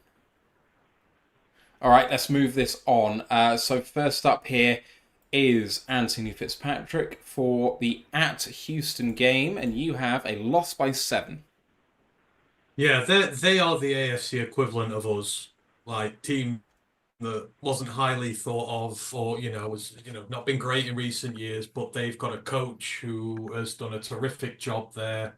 I love the work he's doing. Again, they've drafted really well. They've come up on a big quarterback who's just settled into this league right away, and like they're going to be tough to beat. Like, it's us looking at ourselves in a mirror, and it's on the road, which is going to be tough as well. We'll just be coming off that game against Green Bay, and I think this is going to be like a big shootout. Like, we're going to go toe to toe with them. We're going to be two really good young ascending teams. And, you know, they will beat us out by a score, but I think it will be a cracking game. Possible preview of a Super Bowl, who knows? But I don't think there's any shame in going there, giving them the best and losing. They are us in that league, and I don't mind losing to teams like that. Ryan, you have a 3-point win. Yeah, it's going to be, you know, a hell of a game that night. I mean, I think it's game of the week that weekend, and it's definitely going to have everyone tuning in for it. Obviously, it's two very, you know, good young teams coming together. But, you know, the Texans were a massive surprise for everyone last year. I think that, you know, a lot of teams would have done their homework. You know, obviously you still expect that this CJ Stroud is going to be a phenomenal quarterback for many years to come. But, you know, the Texans, you know, I don't think that they're as powerful as everyone makes out. They dropped 3 home games last season. in the I think it was even in the regular season. So I don't think there's anything to fear here. And also with me having us just lost in Dallas and just lost in Green Bay, I just feel that this is just a marker game for us to say, like, where Campbell will pull them together and say, lads, we've got the whole of America watching us here. We need to really go out and put a statement down and show, what this team is truly about. Because like I say, there was that little rough patch, but I think now is, coming up to a patch of winnable games for us without a shadow of a doubt. And I just think that this is like, kind of like the second part of our season after, a couple of, different results that will really get it going, and we'll sneak it out there in Houston with a last-second field goal win. Ryan McCluskey has predicted a 1-point win. Steve, you've got a 6-point win. Yeah, I think this is going to be like maybe one of the games of the season and a real shootout. I mean, the Texans, they were so bad, like only a couple of seasons ago. And it's almost kind of, similar trajectory to the Lions. I think in terms of how bad the Texans were, it's almost like they're kind of like a season ahead of the curve on their rebuild. But I think it's going to be a shootout, but I think like maybe our defense is going to close this one out, and I think we're going to get the win. Tom Wilkinson has us going a loss by 9, and a point here. Tom Wilkinson now has us with a losing record. Just putting that out there. I'm not saying where he lives because I don't want him to die, but yikes. It's an asterisk mental health check on Tom Wilkinson. Ash, anyone's sure that his missus didn't do this or something for him? Yes. Nah, he's too enamored with Will Johnson. He just wants to make sure we can get him. Yeah, this is like me and Martin from years back. Like this is not a team that's going to the Super Bowl based on Tom's opinion here. It feels like all Ryan's early season, realism has moved to Tom. Like they're both down in London, like so maybe they've just passed each other in the street one day and traded juju. I think it's just like I've got good Thames water up here, and he's probably got bad Thames water down there or something. Ash, you've got a 3-point loss. Yeah, I really like the Texans. Like, the thing that really worries me about it is obviously they can air it out. They're one of the few teams on our schedule that I think if we shut down the run, they can beat us through the air. Like, they're 6 deep at receiver with Diggs, Collins, Tank Dell, then Xavier Hutchinson, Robert Woods, and John Mechie backing them up. Like, God. And then on defense, I know obviously they lost a couple of pieces. Jonathan Grenard, who went to the Vikings, but signing Daniel Hunter to play opposite Will Anderson, getting Jerry Hughes in, sort of restocking that secondary with Jimmy Ward and that, and then drafting a couple of really good players. I can see it being really close, but the home field advantage honestly, the better kicker wins them the game, so we lose by a field goal. I have a 7-point loss here. This is a Super Bowl team for me. I think the Houston Texans are going to the Super Bowl. I love what Stroud's done. They've improved at running back. They've improved at wide receiver. They've improved at tight end. I think their offensive line is just going to improve because of another 12 months in that system for some of those players, some of who have not played up to their draft stock as yet, but obviously Tunsil is an absolute beast. And then on defense, as you said, Ash Hunter coming in alongside a defense that was really frisky last year. So I think it's going to be a struggle. I really do. And with that, we are predicting a loss with the team going 3-4 in their predictions. And the fans cannot split these teams. They are saying this will be a tie. So Ryan's bit. I know, but I'm here for it. 50-50 is the call. So we're going to end that poll there, and we are going to get the next one up and running. I just want to say to Brian Shook very quickly, if Tom was selecting for the Pistons, he'd give them all wins. He's a very big Pistons fan and a Pistons believer, so no, he wouldn't do the Pistons this dirty. All right, so the fans have a 7-1-1 going into week 11 of versus the Jacksonville Jaguars. And Ryan Farden, you're up first this time, and you have a 14-point victory. Yeah. Yeah, I'm not too sure what to make of the Jags this coming season. I mean, Trevor Lawrence has been very indifferent as a quarterback, I think, over the last year or two. Obviously got a massive payday. Not sure if it was fully deserved, but, I suppose nowadays it's easier to go and pay a quarterback than it is to try and go and find another one maybe or something. But, yeah, I just think that the Jags, they don't travel that well. They're not a team that you expect, in a tough environment like Ford Field is to do much. We absolutely smashed the life out of them last season. I think it was literally near enough done at half time, wasn't it? So, I'm not expecting this. This is, to me, on paper at Ford Field, I think possibly one of the, most definite wins that we're going to face this year. I mean, we're going to be strong favourites here to smash the life out of them, to be honest. Ryan McCluskey has gone for a 10-point victory. Steve, you've gone for a 1-point loss. Yeah, I mean, just one of those games that, I kind of think to keep up the kind of momentum and keep up the kind of trajectory that, I'm hoping we'll have started the season on, is always going to be tough. And I think the Jags are just one of those teams, we know they've got a good quarterback. I've kind of been waiting for Trevor Lawrence to have that, Joe Burrow, Patrick Mahomes type season, and he's never quite managed it. But I kind of wonder whether at some point it's going to click, and maybe this is going to be the season. And they've got a lot of options on defense too. So, yeah, just something about this game I didn't like, and I think it's going to be just a narrow loss. Tom Wilkinson, can he break the habit of a lifetime? He can! 10-point win, Lions back to 500 for Tom. Ash, you've gone for a win as well by 7.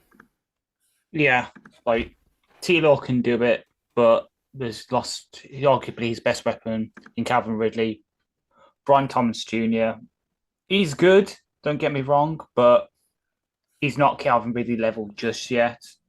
And that defense, while they have some really good pieces on there, obviously 2 good edge rushers, decent-ish interior, obviously getting Eric Armstead from the 49ers in the offseason.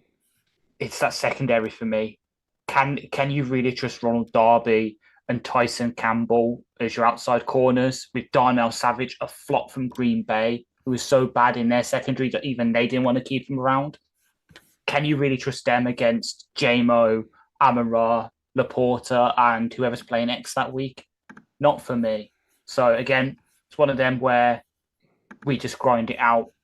We get the ball last, we score, we win, game over. I have gone for a 15-point victory here against the Jags, and just very briefly, they won't have had a bye week at this point. Their bye week is straight after us. They have a brutal schedule.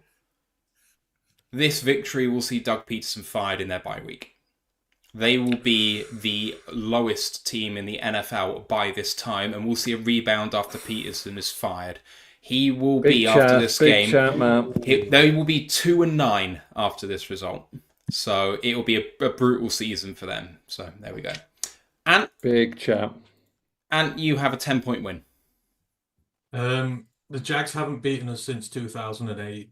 They've not scored more than 20 points in a game past us since 2008. This is just a team whose number we have. I expect them to be very competitive. I disagree with you. They're going to win their division over the Texans. They're a very good team, but we just have their number. And they're at our home. And teams of their caliber, we beat very easily at home. So, yeah, I expect a nice, easy win here. All right, that's everyone. So 6 wins, 1 loss. 92% of the fans are voting for a win here until the Lions advance to 8-1-1 on the fan vote. Going into week 12 at the Indianapolis Colts. The fan poll is up. And the next person up here first is Stephen Collins. And Steve, you've predicted a 4-point win. Yeah. I think the Colts are just a team that no one's quite sure what they are. And I think Richardson getting injured last season was such a real shame because, are they really going to be a contender? Like the Colts seem to be one of those teams that have just kicked around at, around about 500 for a few seasons.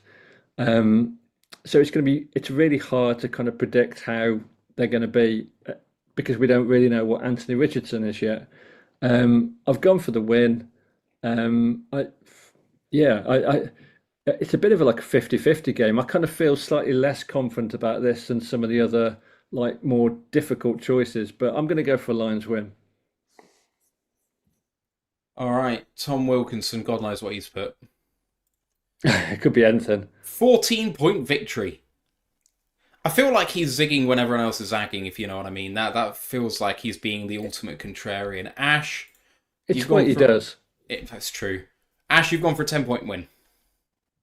Yeah, as much as I hate to love Anthony Richardson, I can see him being good NFL QB, but he needs another year of reps. Him getting injured last year, him having to play on that dog-awful Florida team really hurt his development as a QB. He's got stuff there, just needs another year. So I can see him turning the ball over to us a couple of times, and we win by more than a score. I have also gone for a victory by 7. This is a team in absolute purgatory. They aren't drafting well enough to escape. Their team is good, but not great. It's in Indy, but we are probably several scores better than them, and given that it's at their place, they come back late, but it's not enough. And you've gone for a 10-point win? Yeah, this season is all about, again, rewriting history, being able to break things we're not able to. We've beaten them once this century. We don't do well against the Colts historically. They've been a very tough nut to crack, but for the first time, it feels like forever. They have a bit of issue. Richardson's not got going. I think he's going to be a very good quarterback, but I feel like, again, we just have a better team. We're going to the Colts. We play the Colts brand of football. The Colts like to play smash mouth, aggressive football, but so do we. We know how to play against that. And again, I will back our run defense in any situation to come and stop Taylor doing what he does. You put Richardson under some pressure and you can force mistakes out of him because he is quintessentially still this year a rookie. He is a first-year rookie who has not played any football, so he's going to have mistakes in him. And I don't think he's going to like the way our team gets in his face and puts him under pressure. And I think that the takeaways will be critical for us here. And again, just one of those annoying teams that we can never beat put to bed on the season where we rewrite everything. Ryan McCluskey has gone for a 20-point win. Ryan Farden, to finish us off, you've gone for an 11-point win. Yeah, I just don't know what to expect of the Indianapolis Colts, especially at this point of the season. Is the quarterback still going to be fit? Is Taylor going to be fit? They've got some good interior defensive line players, but, I just don't know what they're about realistically in Indianapolis. And, this is going to be a heavy, heavy Detroit Lions turnout of fans. Like every single person literally in Detroit turning up to this stadium for this game. So it's going to be loud. It's going to be blue. For the Lions or black maybe, I don't know, whatever we might be wearing that day. And then, it would just be too much for them to be honest. And we're a better team, so I expect a win. Brandiser, you should be absolutely proud of that pun. Right, we're moving on. Stop encouraging this. Pack it in. All right, we're going on to week 13. Of course, in that one, everyone predicted a win for against Indianapolis, so another consensus victory. The fans had it only at 78%, one of the lower confidence games that we have had there, but the Lions advancing the fan vote to 8-1-1. The next poll is up for versus Chicago, our first game against them this season, and starting us off this time is Ashley Soden. You have a win by 10. I don't buy the hype Chicago's getting.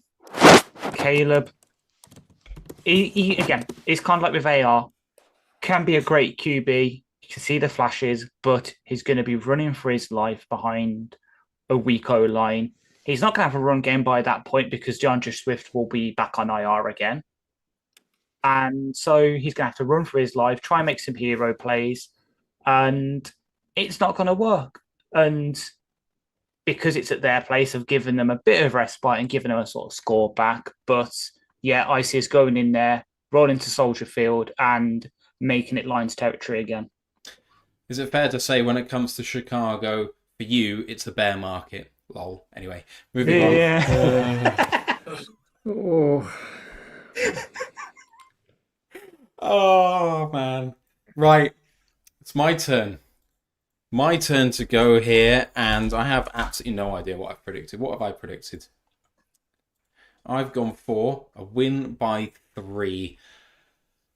It's hard to deny that the Chicago Bears are undoubtedly better than last season, but the question is how much. It's hard to get worse at quarterback with what Justin Fields put on tape, and not really because of what Justin Fields did, but really because they never believed in him in the first place. It's not Justin's fault, but they do clearly believe in Caleb. And, I mean, they've paid Swift all of that money, which is a mistake, but it's still an upgrade on what they had before. Odunze, Keenan Allen, it's hard to deny that that team on offense is going to be a power, but that defense, despite having big names across the board, has underperformed. They've lost their identity as a team, and can they get it back? I think Dexter takes a step, and I think that's going to make it difficult for teams, but I just don't think it's going to be enough. I think at home, we take care of business. 3-point win for me. And you've predicted a 7-point win. That should say 17. Oh, maybe I put it in wrong. 17-point win. I hate them. I want to bask in a bathtub full of their tears. I would sacrifice a bald eagle to get a win in this game. I just want to absolutely beat them into the stratosphere. I can't stand them. I can't stand the fans. I can't stand how out of their place they're getting. We're going to put them back in it. You know, just... Brutal from Anthony Fitzpatrick. Why don't you tell us what you really think of the Chicago Bears? And That's what I was thinking. No, you know me. I love to fence it. I'm not one for making grandiose, unnecessarily, big predictions. So that is my fence sitting. Ryan Farden, you've only got a 4-point win, but it is a win. Yeah, to be honest with you, it's just time we won a Thanksgiving game. So I think that this is going to be about time that we finally do it. For me, I think this will have us having our 10th win of the season. It's just too big to drop, especially right now. And, especially with Green Bay coming up on the Thursday Night Football the week after, it's just an unbelievably important stretch of games here where we can, I think, basically clinch our division. So, or really put us really in the driving seat for it. So I'm expecting just to beat them, finally get a Thanksgiving win. Simple as that. And fuck the Bears. Yeah. Ryan McCluskey's gone for a 7-point win, and Steve... Oh, sorry, I'll do Tom because he's not here. Tom has gone for a 1-point win. He's gone for a 3-game win streak. Tom Wilkinson's back in the building. And Steve, to finish us off, you've got a 7-point win. Yeah, I think the Bears are going to be a much better team than last season. And these divisional games against the Bears, we've written the Bears off before, and we've kind of had to squeak through. But yeah, I think fundamentally they are probably 2 seasons behind us in terms of their rebuild, and we don't know what Caleb Williams is going to do. I'm always more confident playing the Bears at home than away in that horrible stadium. But yeah, if Tom Wilkinson can predict a win here, then I'm fully on board. Second consecutive consensus victory here for us. 7 out of 7 people, and 90% of fans have us winning this one as well. I am surprised that we haven't had a single game yet for the fans where we are a consensus victor, but there we go, I guess. The next game up is another one against Green Bay, this time at home, and I'm up first. And I did predict a loss the first time round. This time for me, it's a win by 6. And I think it just reflects the close nature of these teams for me. I just think we are a slightly better team than they are, and that reflects in the 2-point difference I have between us losing at their place and us winning at ours. At this point, if it goes like last season, then Love starts off horribly and really warms up by this point, so it could be reversed, and it wouldn't surprise me if it goes that way at all, but we're better than them. At home, we need to prove it, and the crowd getting loud. I mean, there may not be a louder crowd this year apart from week 1 for this game. And I mean, this could be the game, this could be the most important game of the season at home against Green Bay, because if you drop one in Lambeau, that's crap, you don't want to do that, but if you lose at home against Green Bay, this could be the division gone. So you must win this game. And you have gone for a win by 7. Yeah, like I said, I think we're going to split with the Packers. I think we'll both take our home games. I think we're both 2 very good teams, and home advantage will get us over the field in them both. Thank you, Ryan, for the correction for week 15. And you have predicted for Green Bay, Ryan Farden, a 4-point win. Yeah, it's always tight against Green Bay. Big night under the lights in Detroit. Like I say, a lot at stake. I think that'll have us going to 11 and 2. So yeah, I just think we'll have enough in the tank for that one and gain revenge on the Packers. Under the lights, even though it's technically always under the lights because it's an indoor stadium. But anyway. All right. Ryan McCluskey has a win by 3. Stephen Collins, you have a loss by 7. Yeah, let's have a look at this. So,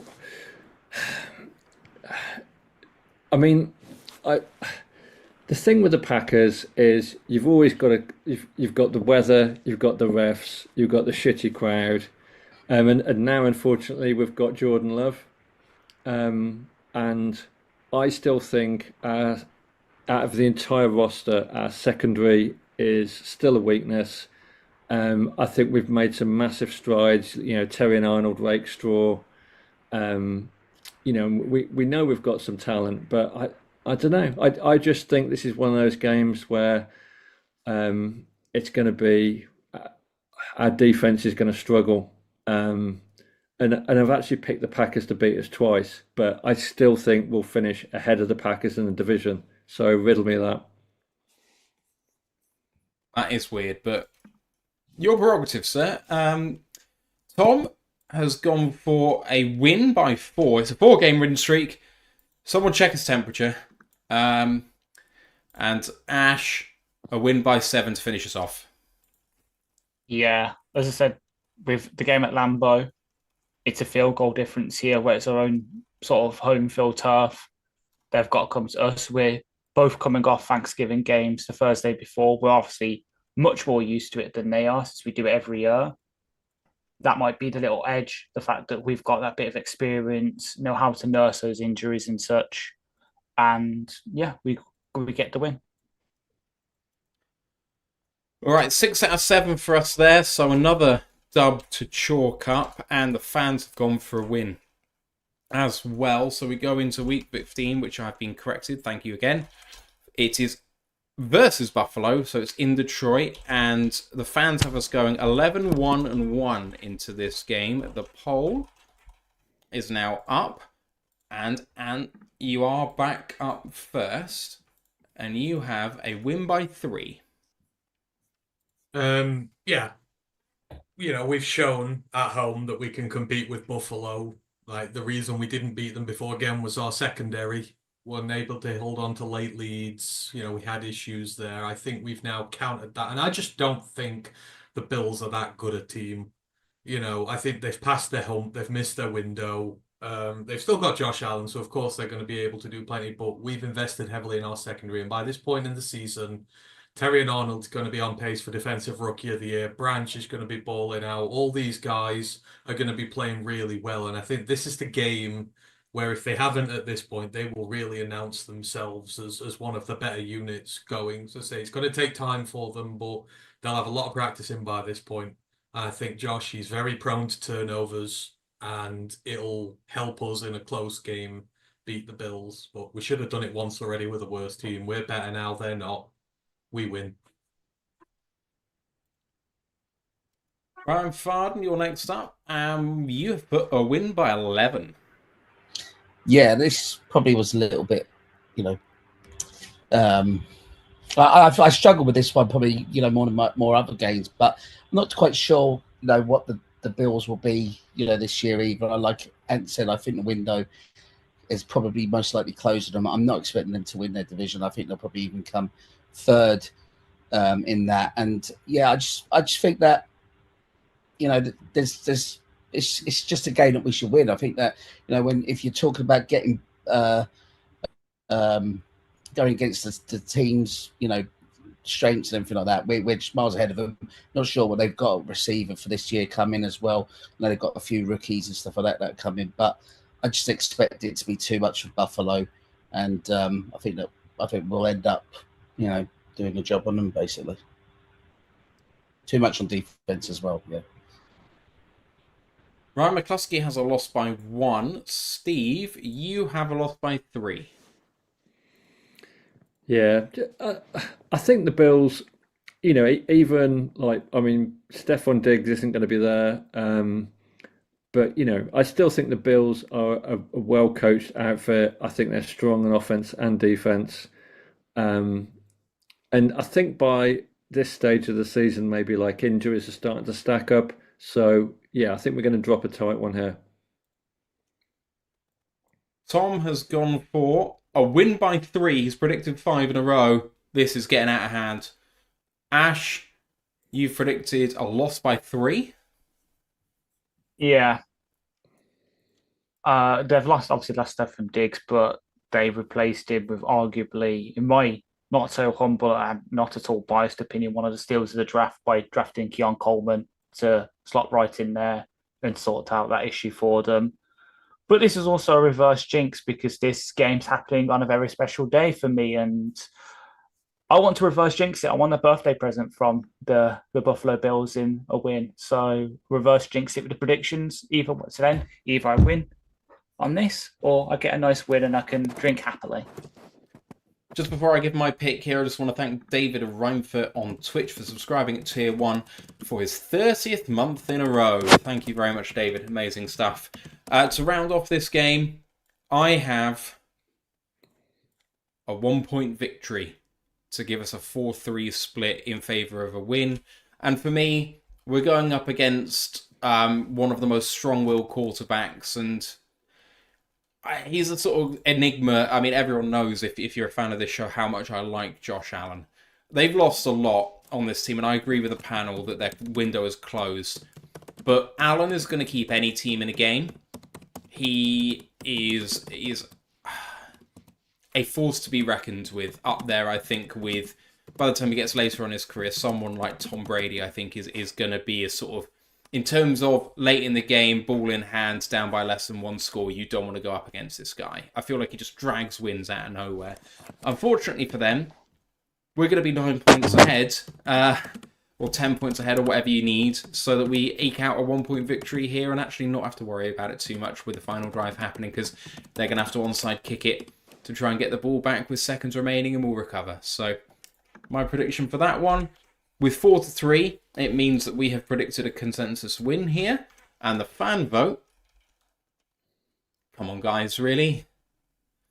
Okay then, it's another tie. Second tie, can't split you. There we go. This is on you. Ryan McCluskey is in the chat influencing these. Right, so we've got week 16 coming up, which is at Chicago this time.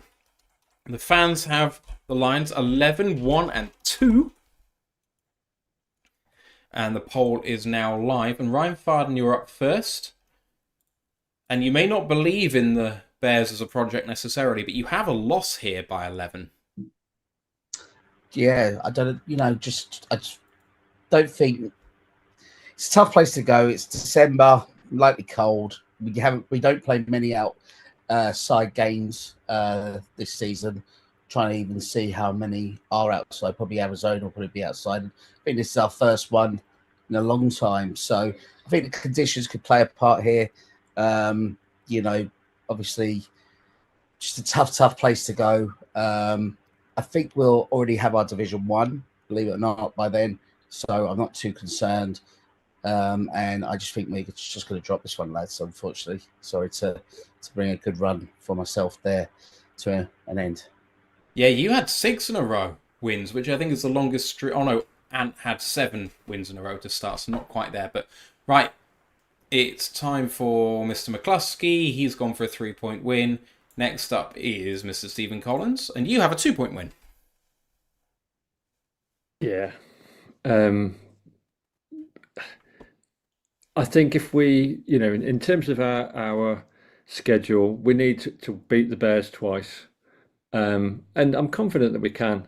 Like I said, I think Caleb Williams is definitely going to do some good stuff this season. But the Bears are still roster-wise. There's a lot of holes there. Yeah, they've made some good additions. Does anyone know what the fitness of Keenan Allen is coming into the season? Is it? He's not 100%, I believe, but he's not like on any of the lists. But Right. this skin I'm talking about, he'll probably be injured by then again. Yeah, I mean, exactly. But yeah, we shouldn't be afraid of the Bears. Maybe in a couple of seasons, the Bears are going to be more in contention. But from where we are with our roster, and the fact, we've absolutely pounded them in the last few seasons, and yeah, there was the DeAndre Swift drop, wasn't there? But there's not been much to frighten us coming from Chicago. So yeah, I think we've got this one. Tom Wilkinson at this point has gone for a loss by 6. The streak has ended. Of course, zigging while others are zagging here. We have Ash. You're going for a 7-point win. Yeah, weather conditions don't matter to me. Bates, I know obviously he struggled in the spring league kicking outside, but I can see him redeeming himself for that missed PAT, as I said, in week 4 against Seattle, and kicking the PAT here, and then the Bears don't have enough time to answer our last minute score. I'm going for an 8-point win. We're better than them. Next. And you're going for a 3-point win. I hate the Bears. I want to bathe in a bathtub full of Bears fans' tears. I'll sacrifice a bald eagle to get a win in this one. Oh, wait, shit. Sorry, I've used that one already, haven't I? Yeah. Rinse and repeat. 73% of Lions fans have gone for a win. We've gone 5-2 here, but that is another dub for us, and it's another dub for the fans as well. 2 games to go here. The Lions go into week 17, and the fans have got us going into at San Francisco at 12-1-2. The poll is live. And the first person up this time is Stephen Collins. And you've gone for a loss by 6. Yeah, I think obviously San Francisco are, the benchmark in the NFC. I believe strongly that they're going to be more of a threat again this year than the Eagles. Unlike Tom Wilkinson, I don't think the Cowboys are a threat. And I just kind of wonder, maybe we're starting to run out of steam a bit towards the end of the season. Maybe it doesn't matter. Maybe we're enough games ahead that we've won the division by now. But I think going to San Francisco at this time of the season, if the division's on the line, maybe we would be up and sneak the win. But I think that we're going to be done and dusted, and we're going to be comfortably in the playoffs here. And I think we're probably going to rest a few players for this game. So I think we'd drop one here. Tom has gone for a loss by 9. Ash, you've gone for a win by 3. Yep. I could see this being for the first seed in the NFC. Whoever wins gets that first round bye.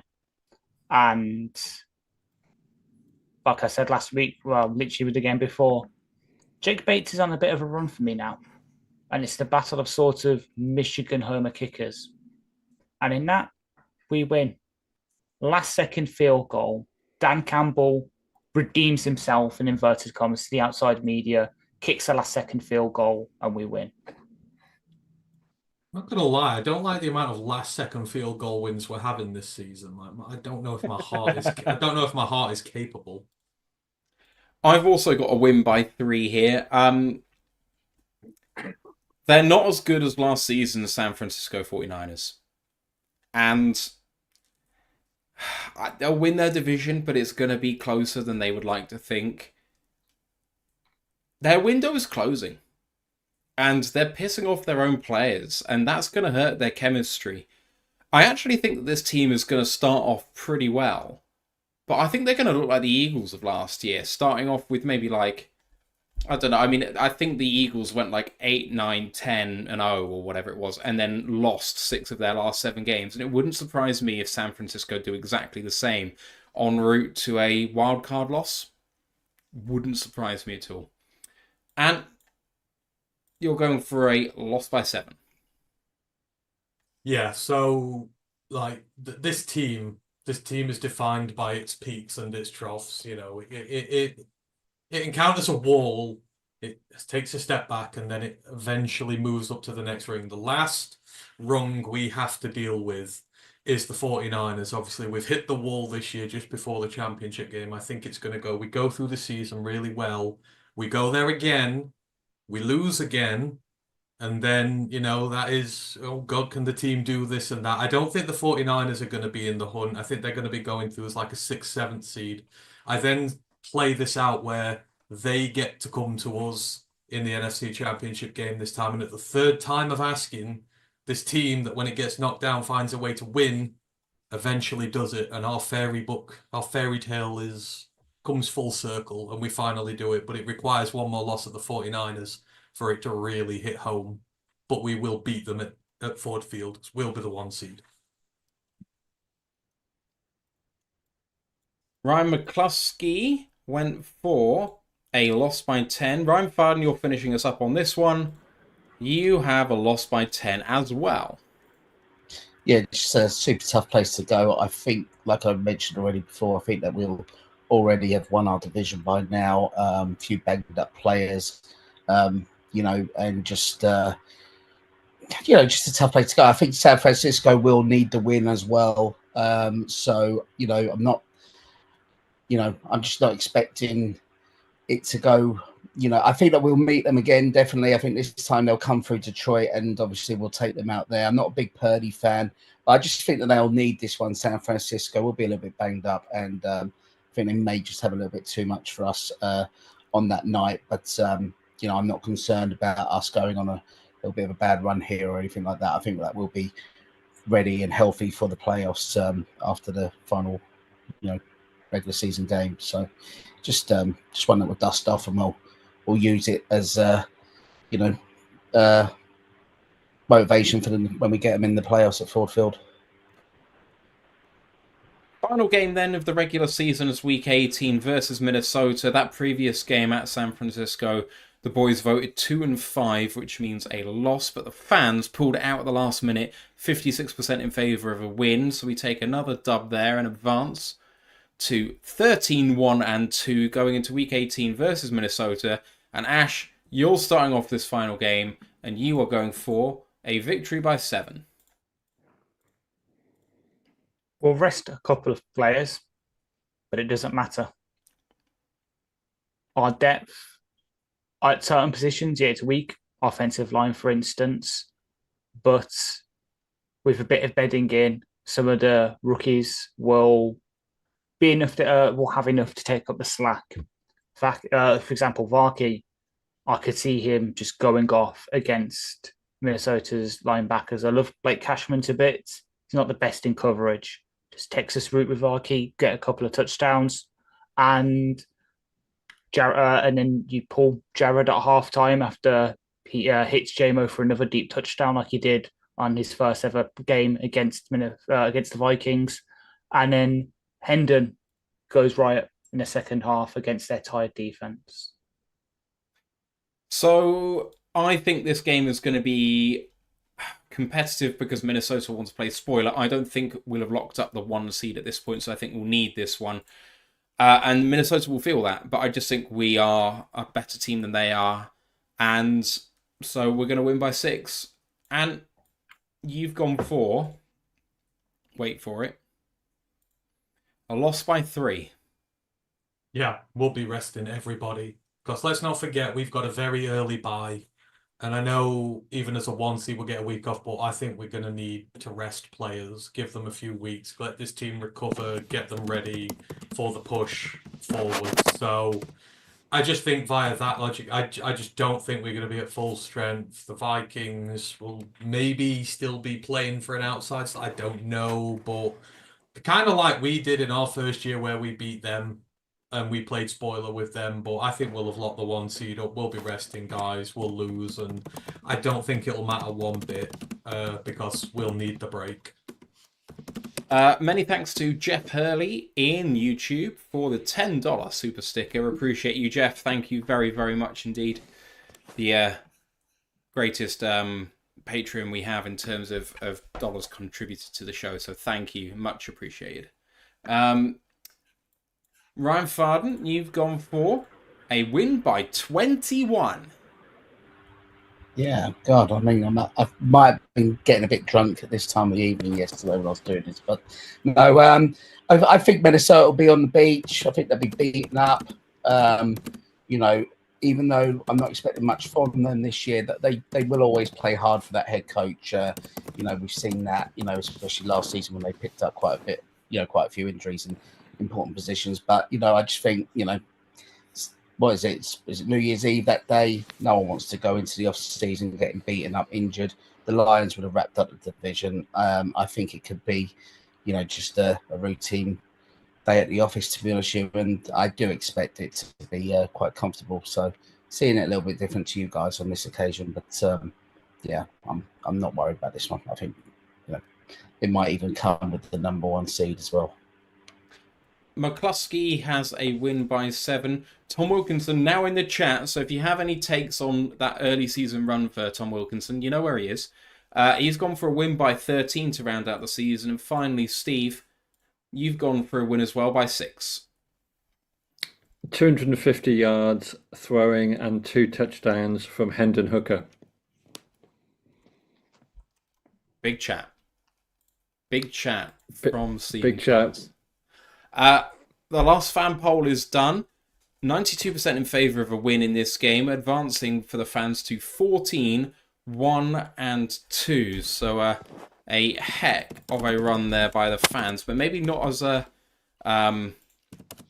big as last year in terms of what they thought. Because I'm pretty sure the chatter was right earlier that they went for 16 and 1 last year. So not quite as optimistic as that, but pretty close. To round out now what we all had when it came to it and the point differential.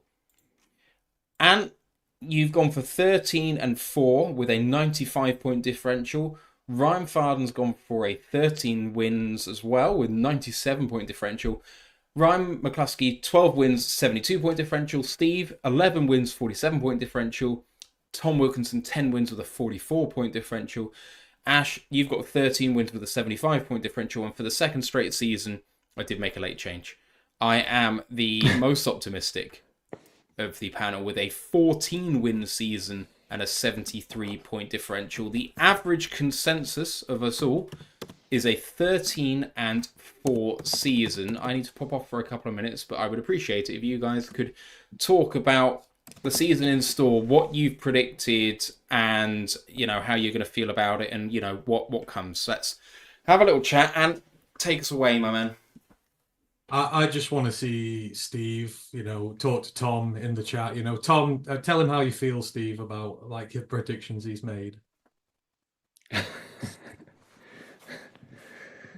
I mean, you can't really criticise too much the legend that is Tom Wilkinson. You know, a man of great length, always riding the hot hand. Tom's a guy that you just can't, mess with. So I think me and him, I've gone for 11 wins and he's gone for 10. So we're kind of like on the more pessimistic side of things. But I think this is going to be a tough year, and I think the teams will be really studying the tape of the Lions, and Campbell and Ben Johnson are going to find it harder to, kind of make those plays and find those differentials. But I still think we're going to either get a narrow division win, I think, over the Packers in second, or if the Packers do, are as good as people are saying, then I still think we're going to be a comfortable wild card. But I think we'll win the division on 11. Ryan, first year we did this, was it 2 wins you predicted? I think it was either 2 or 3. Yeah. But I'm looking at this now, and I thought I was better. I've got 13 wins with a 95 difference. You've got 13 wins with a 97 difference. We couldn't have been more opposite when we started doing this, but you've joined the light eventually. This is going to be a domineering season, and you get to go and watch a lot of it too. Well, I think that the main difference from when we started this and where we are now is that we have a GM who knows exactly what he's doing and how to draft players and knows exactly their worth. And we're, not just drafting them, but we're keeping them, not just tossing them off for like a 5th rounder or something like that, or compensatory pick or whatever. But yeah, now it's just,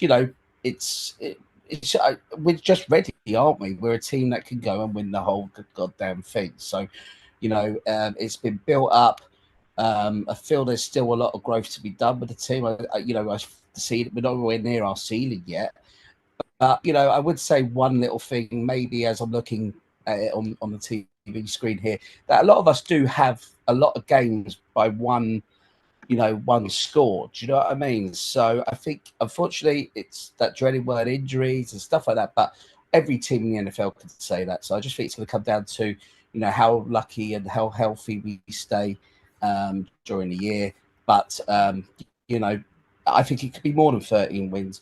Could it be 11? Yes. I don't think it'd be anywhere near under 10 anyway. So it'll be, I would say our worst case would be 10 wins. But we're a good team now, Anthony, and, we're going to enjoy it. I think we're going to have another very good season. And I think we might even bring home a Lombardi to the 3-1-3. How about that?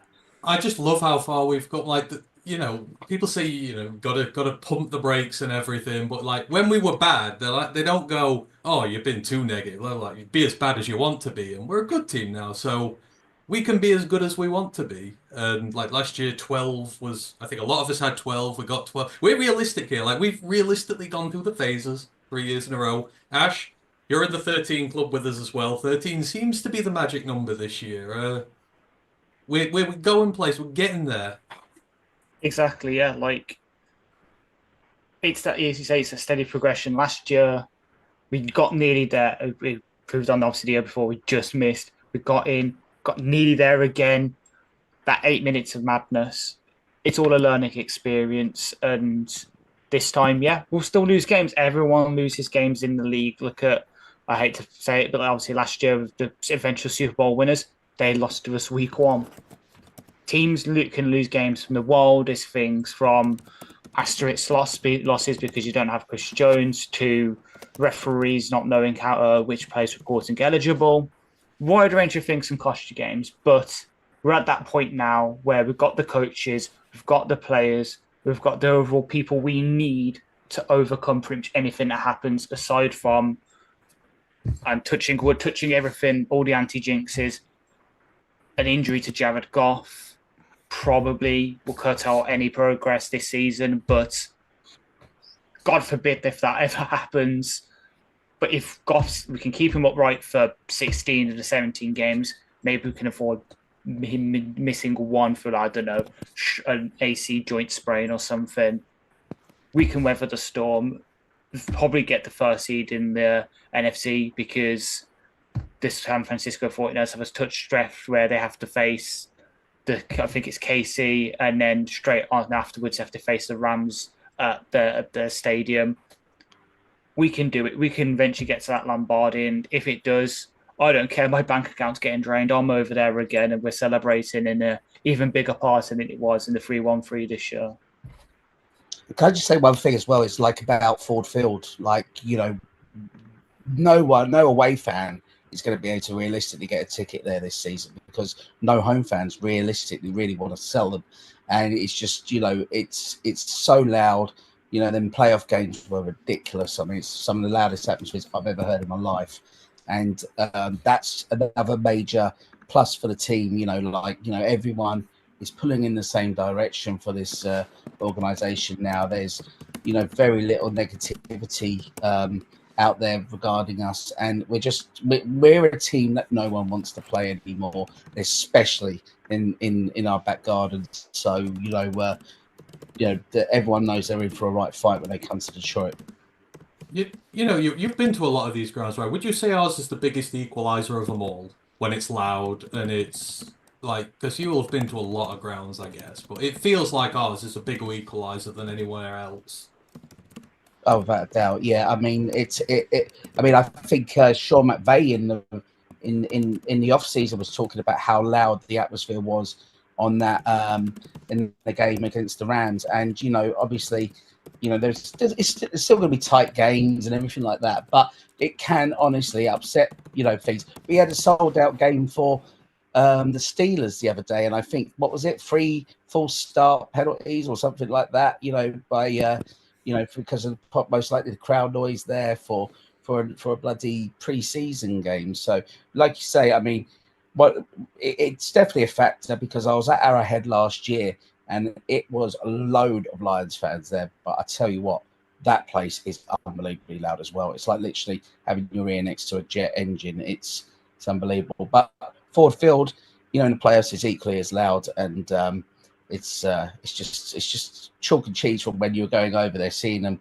lose at home and stuff like that. Now they're just, you know, bashing up everyone, and you barely see an away jersey. I didn't see one Bucks fan when I was at the game, and I definitely didn't really see any Rams jerseys. So, you know, the Lions fans are coming out, and they're coming out strong this year. So it's going to be massive.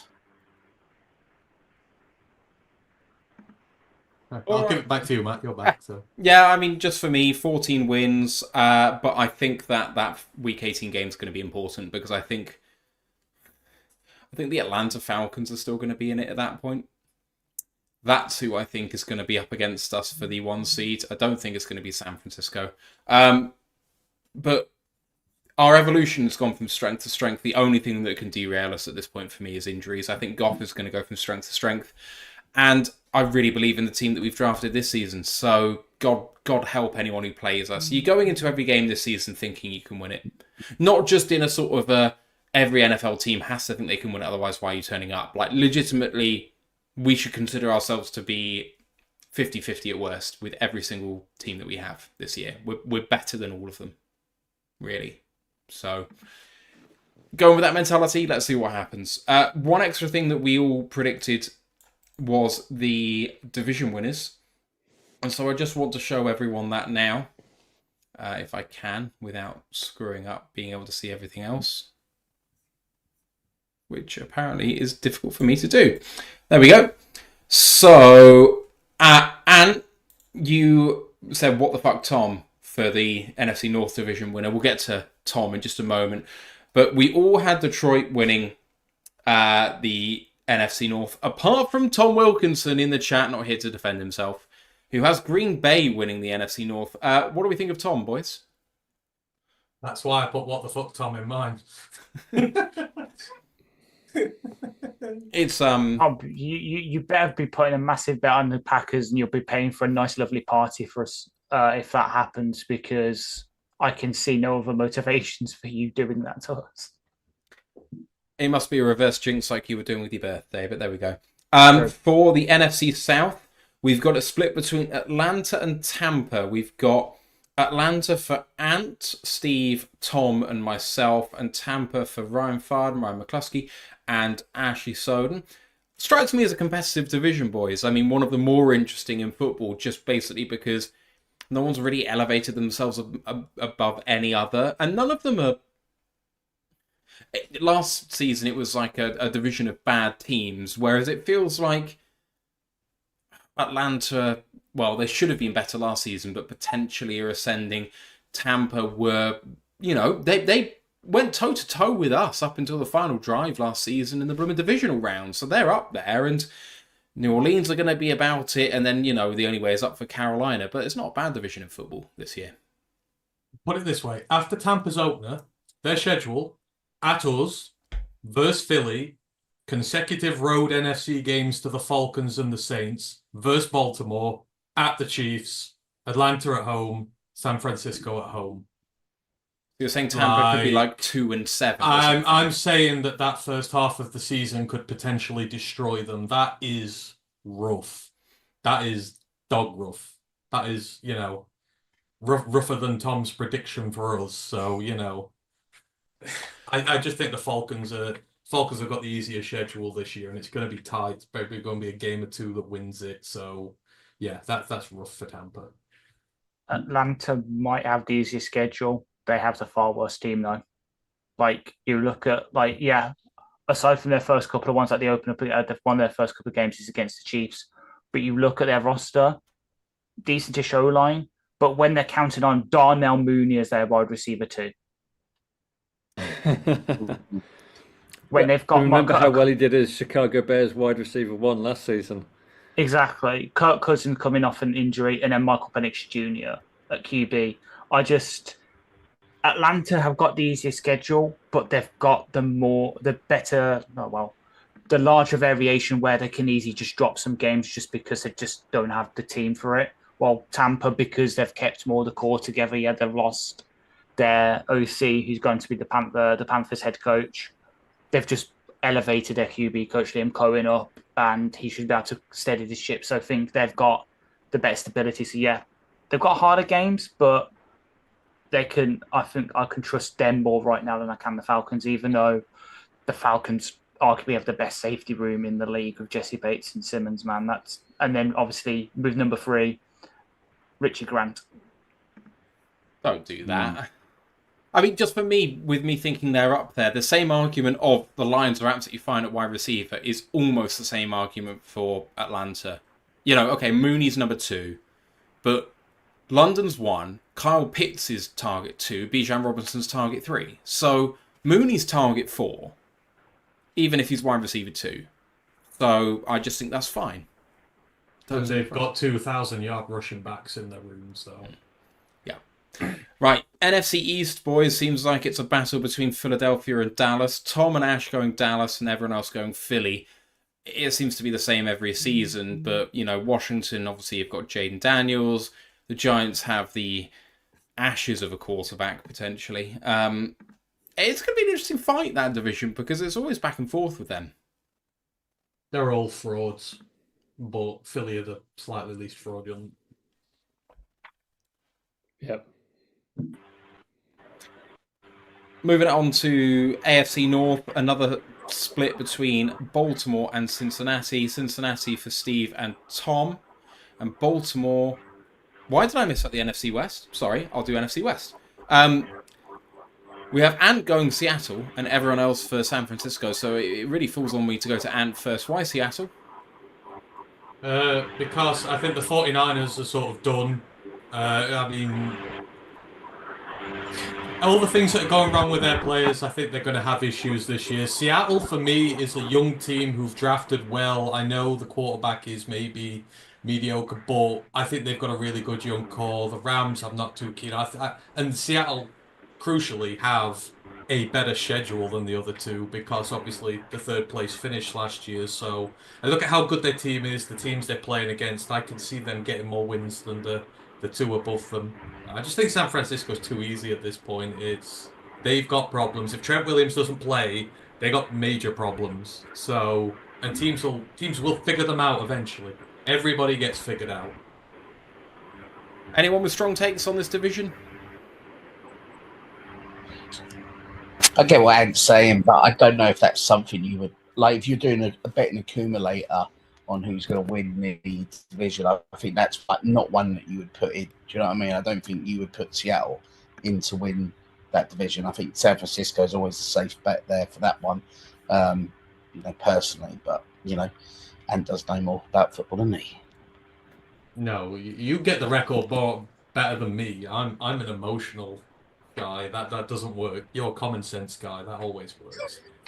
I don't know about that. AFC North, as I was alluding to, Cincinnati for Steve and Tom. Everyone else has gone Baltimore. So, Steve, what makes it for the Bengals for you? I think it's the Joe Burrow comeback year. I think he's going to be fully healthy, and I think he's for me, he's my favourite quarterback in the league, and I love watching him. And I think he's got a monster year coming. Anyone else get? Sorry, Brian. That's just a beast of a division, that one. You know what I mean? It's like Brown's got a great defense. I'm not too sure what Deshaun Watson's got left in his throwing capability with that shoulder. Seems pretty mashed up, but that is just an unbelievable division. And I personally do think that the Cincinnati Bengals, I mean, I do believe Baltimore probably win the division. I know it sounds nuts, but I think Cincinnati could go all the way to the Super Bowl this year. I think it could be us beat them in the Super Bowl this year, I really do. Could be. Could well be. I just love what Baltimore have done, though, roster building wise. I think they've made some really smart decisions again. I mean, their smart decisions at wide receiver never seem to work out for them, but I mean, bringing in Derrick Henry's got to be a great foil for that, surely, with the way they run the ball. Him and Lamar just sounds so deadly. Yeah. The thing that stopped me picking the Bengals is because their big acquisition on their weakness, which is the O-line, is out injured. And even then, he's very green. I liked Tamarius Mims as a college prospect. Not so much after he ratted on FSU and got us a whole lot of sanctions, but hey-ho. But he's going to be very green when he comes back anyway. And the issues with Jamar Chase, is he going to be back for week one? Same with Trent Williams, we were alluding to earlier with San Francisco. I don't know. I love all their other receivers, like Jermaine Burton likes in his draft. Got Charlie Jones from last year. T. Higgins is sorting himself out. And then obviously they've got Andre Oshavas, who we loved in last year's draft as well. They've got enough there for him to throw to. It's just, will he have time behind arguably a still pretty weak O-line? Like Orlando Brown's what he is. He's better run blocker than he is pass blocker. But then you trust in Cordell Volson at left guard. Ted Karras is okay at centre. Alex Kappa's in the race as a right guard. He was my sort of low-end comp for Mahogany when I did my rookie piece, but I just can't trust their tackles right now to keep them upright. Ravens are miles better than any team in that conference. It's theirs to lose. They've just, it's Kansas who've stopped them really getting that far, but yeah, I don't think anyone's going to step up to them this year. We've got the AFC South, and everyone's gone for Houston apart from Anthony Fitzpatrick, who's gone for Jacksonville. Why the Jags? See, no one believed in the Texans last year. Everyone thought they were going to be bad. Now everyone thinks they're going to be good. It's just a hype train with these guys. But you're forgetting the big thing with teams like this is sophomore slump. Like, a lot of teams didn't know about them last year. A lot of teams probably didn't give them the time of day last year. Now they will. And it's a difficult division. And, the Jags, for me, I like Lawrence more than us. I think they're a little more ready to go and take this. I think teams are going to game plan for the Texans a lot better. And, of course, the Texans, they're going to run a tough schedule this year. Obviously, they've got to play the likes of us. They've got to play other division winners. So I see Jacksonville sort of sticking by like a game or so. I think it'll be close. It'll probably be like last year where it goes down to the last week. But I think people are just jumping on too quick. We've got to see whether they can do it over more than 1 year when they're not getting overlooked every week. So I just don't buy into it right now.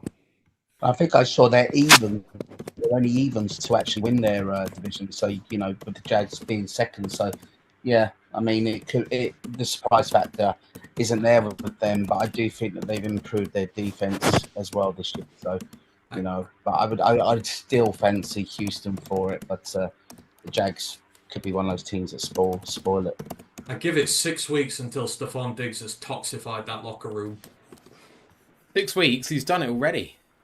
Yeah. Yes. He's going to start like the likes of Nico Collins and that have earned their targets there. They deserve to be the wide receiver one, etc. If Diggs starts coming in and starts whining that he's not getting 10 targets a game, these guys have earned it. Diggs has earned nothing on that team, but Diggs is going to expect everything given to him on that team. I think he's just going to start causing a lot of ripples down the line. They're going to start having problems. Everywhere Diggs goes, drama follows. I would pay to give him away. The way everything happens with it around him, and the fact he tailed off last season, I just don't want him anywhere near my team. 2 divisions left, AFC West. Everyone's gone for Kansas City, apart from the sycophant Tom Wilkinson, who has gone for the LA Chargers, which He loves himself some Jim Harbaugh, I guess. What? Come on, man! This might be his greatest one yet. With I've just said he's gone for Buffalo as well for the AFC East. If he manages to get those 8 in an accumulator and it comes in, he deserves to win all the money. Just all the money. Give it to Tom Wilkinson for this prediction. I mean, by law of averages, eventually the Chiefs have got to lose it, right? It's not going to be to the Broncos, and it's definitely not going to be to the Raiders. So, eventually something's going to go off. And it does feel... And, Harbaugh's a very good coach. And I think the Chargers have underachieved with the talent they have had. They won't with him. They'll be very tough. And again, they're not... Again, keep saying schedule. Schedule's important in the league. And theirs will be a little easier. So I'm not. I would actually Casey was a lazy pick for me because I couldn't be asked to justify another team, but Tom was brave enough to, so I applaud him. Final division is the most split division that we have in terms of voting because more than 2 teams have been voted for. As I said, Tom has Buffalo. Miami is for Ryan Farden, Steve, Ash, and myself, and then the New York Jets for Ryan McCluskey and Anthony Fitzpatrick. Just to go to Ryan Farden first, the Dolphins are attracting you for the AFC East, are they? Yeah, that's a tough division, isn't it? At the end of the day, I mean, do the Jets ever, do they ever turn up and really do anything? I don't know if Rodgers can still even play, to be brutally honest. It's a bit of a call to write him off. But he is 40 years of age. He's barely played, near now, in a long time. So I'm not too sure. On them, I just got a funny feeling it won't be Buffalo this year. I think that they're going to have an indifferent year. And I think Miami have strengthened as well. So, they're a good team last year. I think they've got a lot of disappointment where they kind of I think they let it slip a little bit down the stretch, didn't they? But I know that they had a few big injuries as well on that defense. But I think they're a good team. It's just, with them is if they don't get the number 1 seed and teams, they've got to go on the road as they can again. We all know they're going to struggle, but I feel good about them for their division this year, definitely. And then to go to Ant, who's got the Jets. I mean, why Rodgers? Why do this to us? Because the more we try and hate on him, the stronger that he gets. It's just the law of the world. And I think the Jets have gone all in at this point. They've gone boom or bust. They've thrown everything behind this. They've given him a set of new tackles. They've got a really good running back room. I think the defense has been invested in highly. And I think the most important thing is this is a division they're going to take a lot of wins off one another. So I don't think it's necessarily going to take the biggest amount of wins to win. I think it's going to be fine margin. It's going to be like the AFC South maybe last year where it was everyone could, well, maybe not the Patriots, but at least 3 of them could still get in with a week to go. And the Jets, just with the investment and that they've made, I don't know. I feel like if I bet against A-Rod, he'll win it. Just puts me off. So, every time you think he's done, he just has something in his pocket. So, it's tough, and I think my hatred of the Bills has something to do with this as well. Dolphins are frauds. They'll not do it. Yeah. So I was going to say, I agree. The Dolphins are frauds. They'll probably win the division, but then crash out in the playoffs. And the good thing with the Jets pick, I guess, is that if Rodgers gets injured again, they've got the perfect QB to come off pup and lead them to a division win. Someone, used to winning games last year until he unfortunately got injured. Oh, yeah. Yeah. Okay. Oh wait, Grandize is in the chat. I mean, the Dolphins are not frauds. Sorry, I'll never hear the end of that. So time for just some custom takes, some custom predictions. It could be something to do with the Lions, Aiden Hutchinson sack totals. Are we going to get an MVP finally in Detroit? Could we get the Rookie of the Year? What about the rest of the league? You know, who wins it all? Are there going to be any funky things that happen in the league? Whether it's a special play that we've never seen before or whatever, I don't care. Open session now just to kind of throw some shit at the wall and see what sticks. Aiden Hutchinson will be pick leader. Telling you now. For us. I've got a Lions one and I've got a league one. Go on then. The Lions one. Hogan Hatton forces more than 3 fumbles this season. Why? I can just see it with the kickoff rules. You're the only person who's got his jersey, and you just have to say it. Yeah, it's coming. It's coming this weekend. Can't wait. My league one is Kansas City score a touchdown with the swinging gate play that we saw last week in Ireland. Anyone else? All right, I'm interested. Hands up if you think the Lions win the Super Bowl this year. Oh, there we go. That's 5. That's unanimous. I think that's a big take. We all think it. And this is from the group. None of us predicted more than 5 wins. We are a very rational podcast. We've sort of gone with it over the years. So if we're saying it, then it's going to happen. I'm just going to put that as the pinned message from here on out, by the way. Well, ROTL predicts Lions win Super Bowl is now the pinned message in the channel. and Tom in the chat, who do you think wins the Super Bowl? If you say Green Bay, we do have the power to kick you out of the chat. So I spoiled one of my predictions, by the way, last week, which is that we're going to see a Jack Fox passing touchdown this year, which I cannot wait to see. And league MVP is going to be CJ Stroud, despite not winning his division. My hot take, MVP's not going to be a quarterback this year. Even though I've said that Houston are going to win the division, but I don't care. Anyway, sorry, say again? MVP's not going to be a quarterback this year. Ooh. And you think San Francisco are going to be bad, so... Can't be CMC.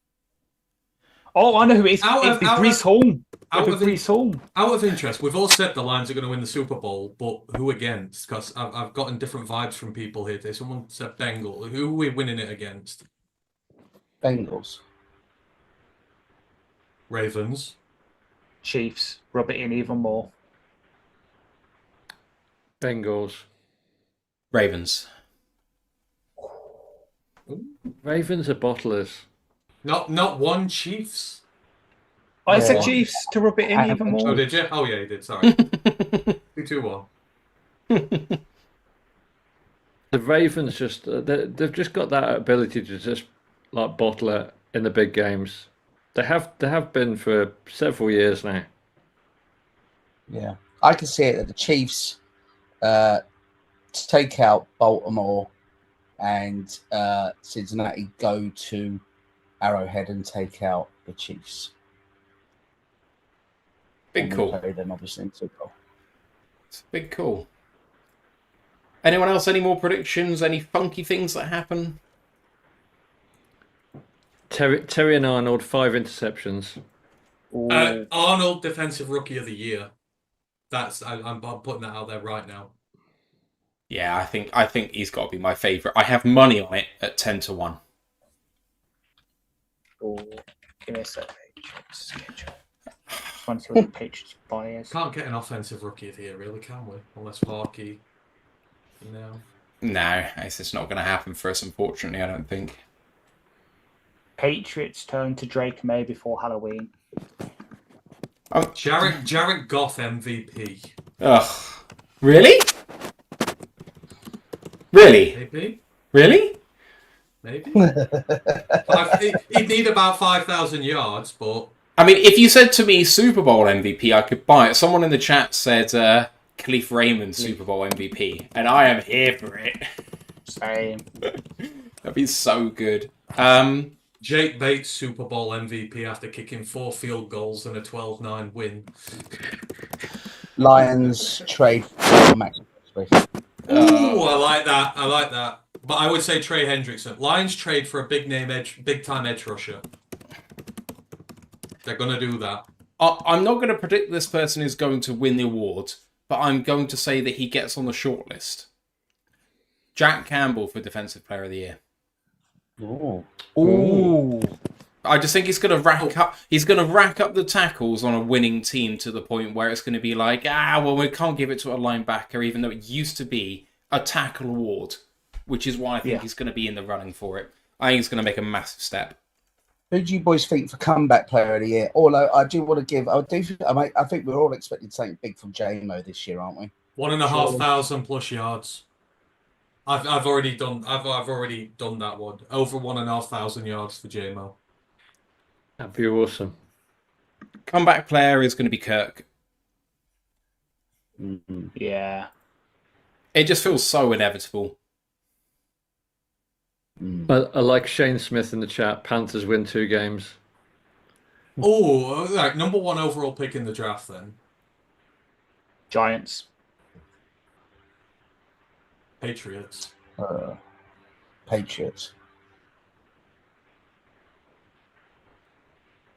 I'm going to double down on what I said earlier. Jags. I think you and Andy need to have a curry on this or something like that. If they win the title and if they get like the first overall pick, whoever loses has got to pay for a curry or something. Sounds good to me. Yeah, we need to go out together. By the way, me and Ant meeting up on Saturday. You go down to London for a curry. I've seen you, Ryan, on your Instagram going out for your curries. I could go for one. I love a curry. Anytime you're in town, you let me know. Oh, and Ryan, while we've got you here, by the way, you need to go up to the UP, please. You need to. Us Brits are depending on this. Please go, so that Megan doesn't think that we're. Yeah, I got sort of hammered to death for that one, didn't I? But I made a sizable donation towards a hospice charity that Megan supports, so I think I paid my way out of it. But yes, I'll have to go ice fishing on the lake, which in and around 17.5 stone. I'm not sure if that's the wisest of decisions to do, but they have to be pretty frozen over. But yeah, the UP. Yeah, I suppose I have to go up to the Upper Peninsula and see what it's about. When I was When I was in Detroit in 2018, me and Emma, we drove up to the UP and we got as far as a place called Munising, and then we just felt we were just getting too close to like Lambeau, and we turned back. But yeah, it's beautiful up there, and Munising and all around that area is very nice. Well, did like the trees start dying off and the landscape start turning black and stuff like that? Is that how you knew you were getting too close to Green Bay? We could see volcanoes in the distance. Didn't like the vibe. Why does it sound like Mordor? Smell of burning cheese. Oh yeah. Oh man. All right. Any final takes you want to give before we sign off here? Packers get smashed in Brazil on Friday. Anything else for anyone? Last call? Smash all good. Rams. All right. Our next episode is going to be our Rams preview show on the main podcast, which at the moment is slated to be Thursday. So I hope you'll join us for that in our second show this week on the main podcast for the first time this season. College Football Podcast is back tomorrow. And remind us again what you're talking about. It is a review of week 1 of the new season. All the teams have started playing now, and then taking a look ahead to next week. That's what we're doing. Reviews, previews, all that good stuff. So a lot of good football happening. And of course, the Rams game is Sunday Night Football. We will be live with the alternative commentary, so I hope you can join us for that. Come Sunday night, myself and Ash and maybe some guest appearances from the rest of the guys as well. Hopefully at halftime as well, getting some expert commentary from the studio as we go back to it. But you can find us on our socials. We're all the Lions UK on YouTube, Twitch, Facebook, Instagram, Twitter, and TikTok. And the Facebook group for Worldwide fans is Detroit Lions Fans UK, One Pride Worldwide, where you will find the Lions International Fan of the Year, amongst others. And you'll see lots of nice photos and stuff from their time in Detroit. So if you're interested in seeing some insider stuff from there, that's a really good place to go. The website, rotluk.com. You'll find Ash's preview articles on there, which is some really good reading. You can subscribe and rate us 5 stars on your podcast provider. That would mean the absolute world to us. Just remains for me to thank the entire panel. We are back, everybody, with a bumper panel. Steve Collins, obviously, well, this is on the recorded bit, so I will just allude to this, but there was a discussion. You can say anything you like, Matt. It's cool. I know, but in your own words, you have discussed what's happened to you in the bit before that's on the audio pod. So if you want to listen to Steve and his story, there is a good discussion on that on the YouTube channel. There is a Just Giving page, which we are going to post on our socials. If anyone wants to give a donation to anything like that, that would be greatly appreciated from all of our followers. Steve has been away for some time for a good reason. So do go and check out the story and what Steve had to say about that. And Ryan is back as well, which is absolutely fantastic. And thank you, Ant and Ash, for doing this with me. Guys, week 1, we're here. And the Lions are winning the Super Bowl. Let's go, Lions. One Pride. One pride. One pride. FTP. Recording stopped. Fuck the Bears. Cut you off, Steve. Guys, in the live chat, we're going to go as well here so we can just chat quickly amongst ourselves. But thank you so much. We'll see you tomorrow for College Football Show. Bye for now.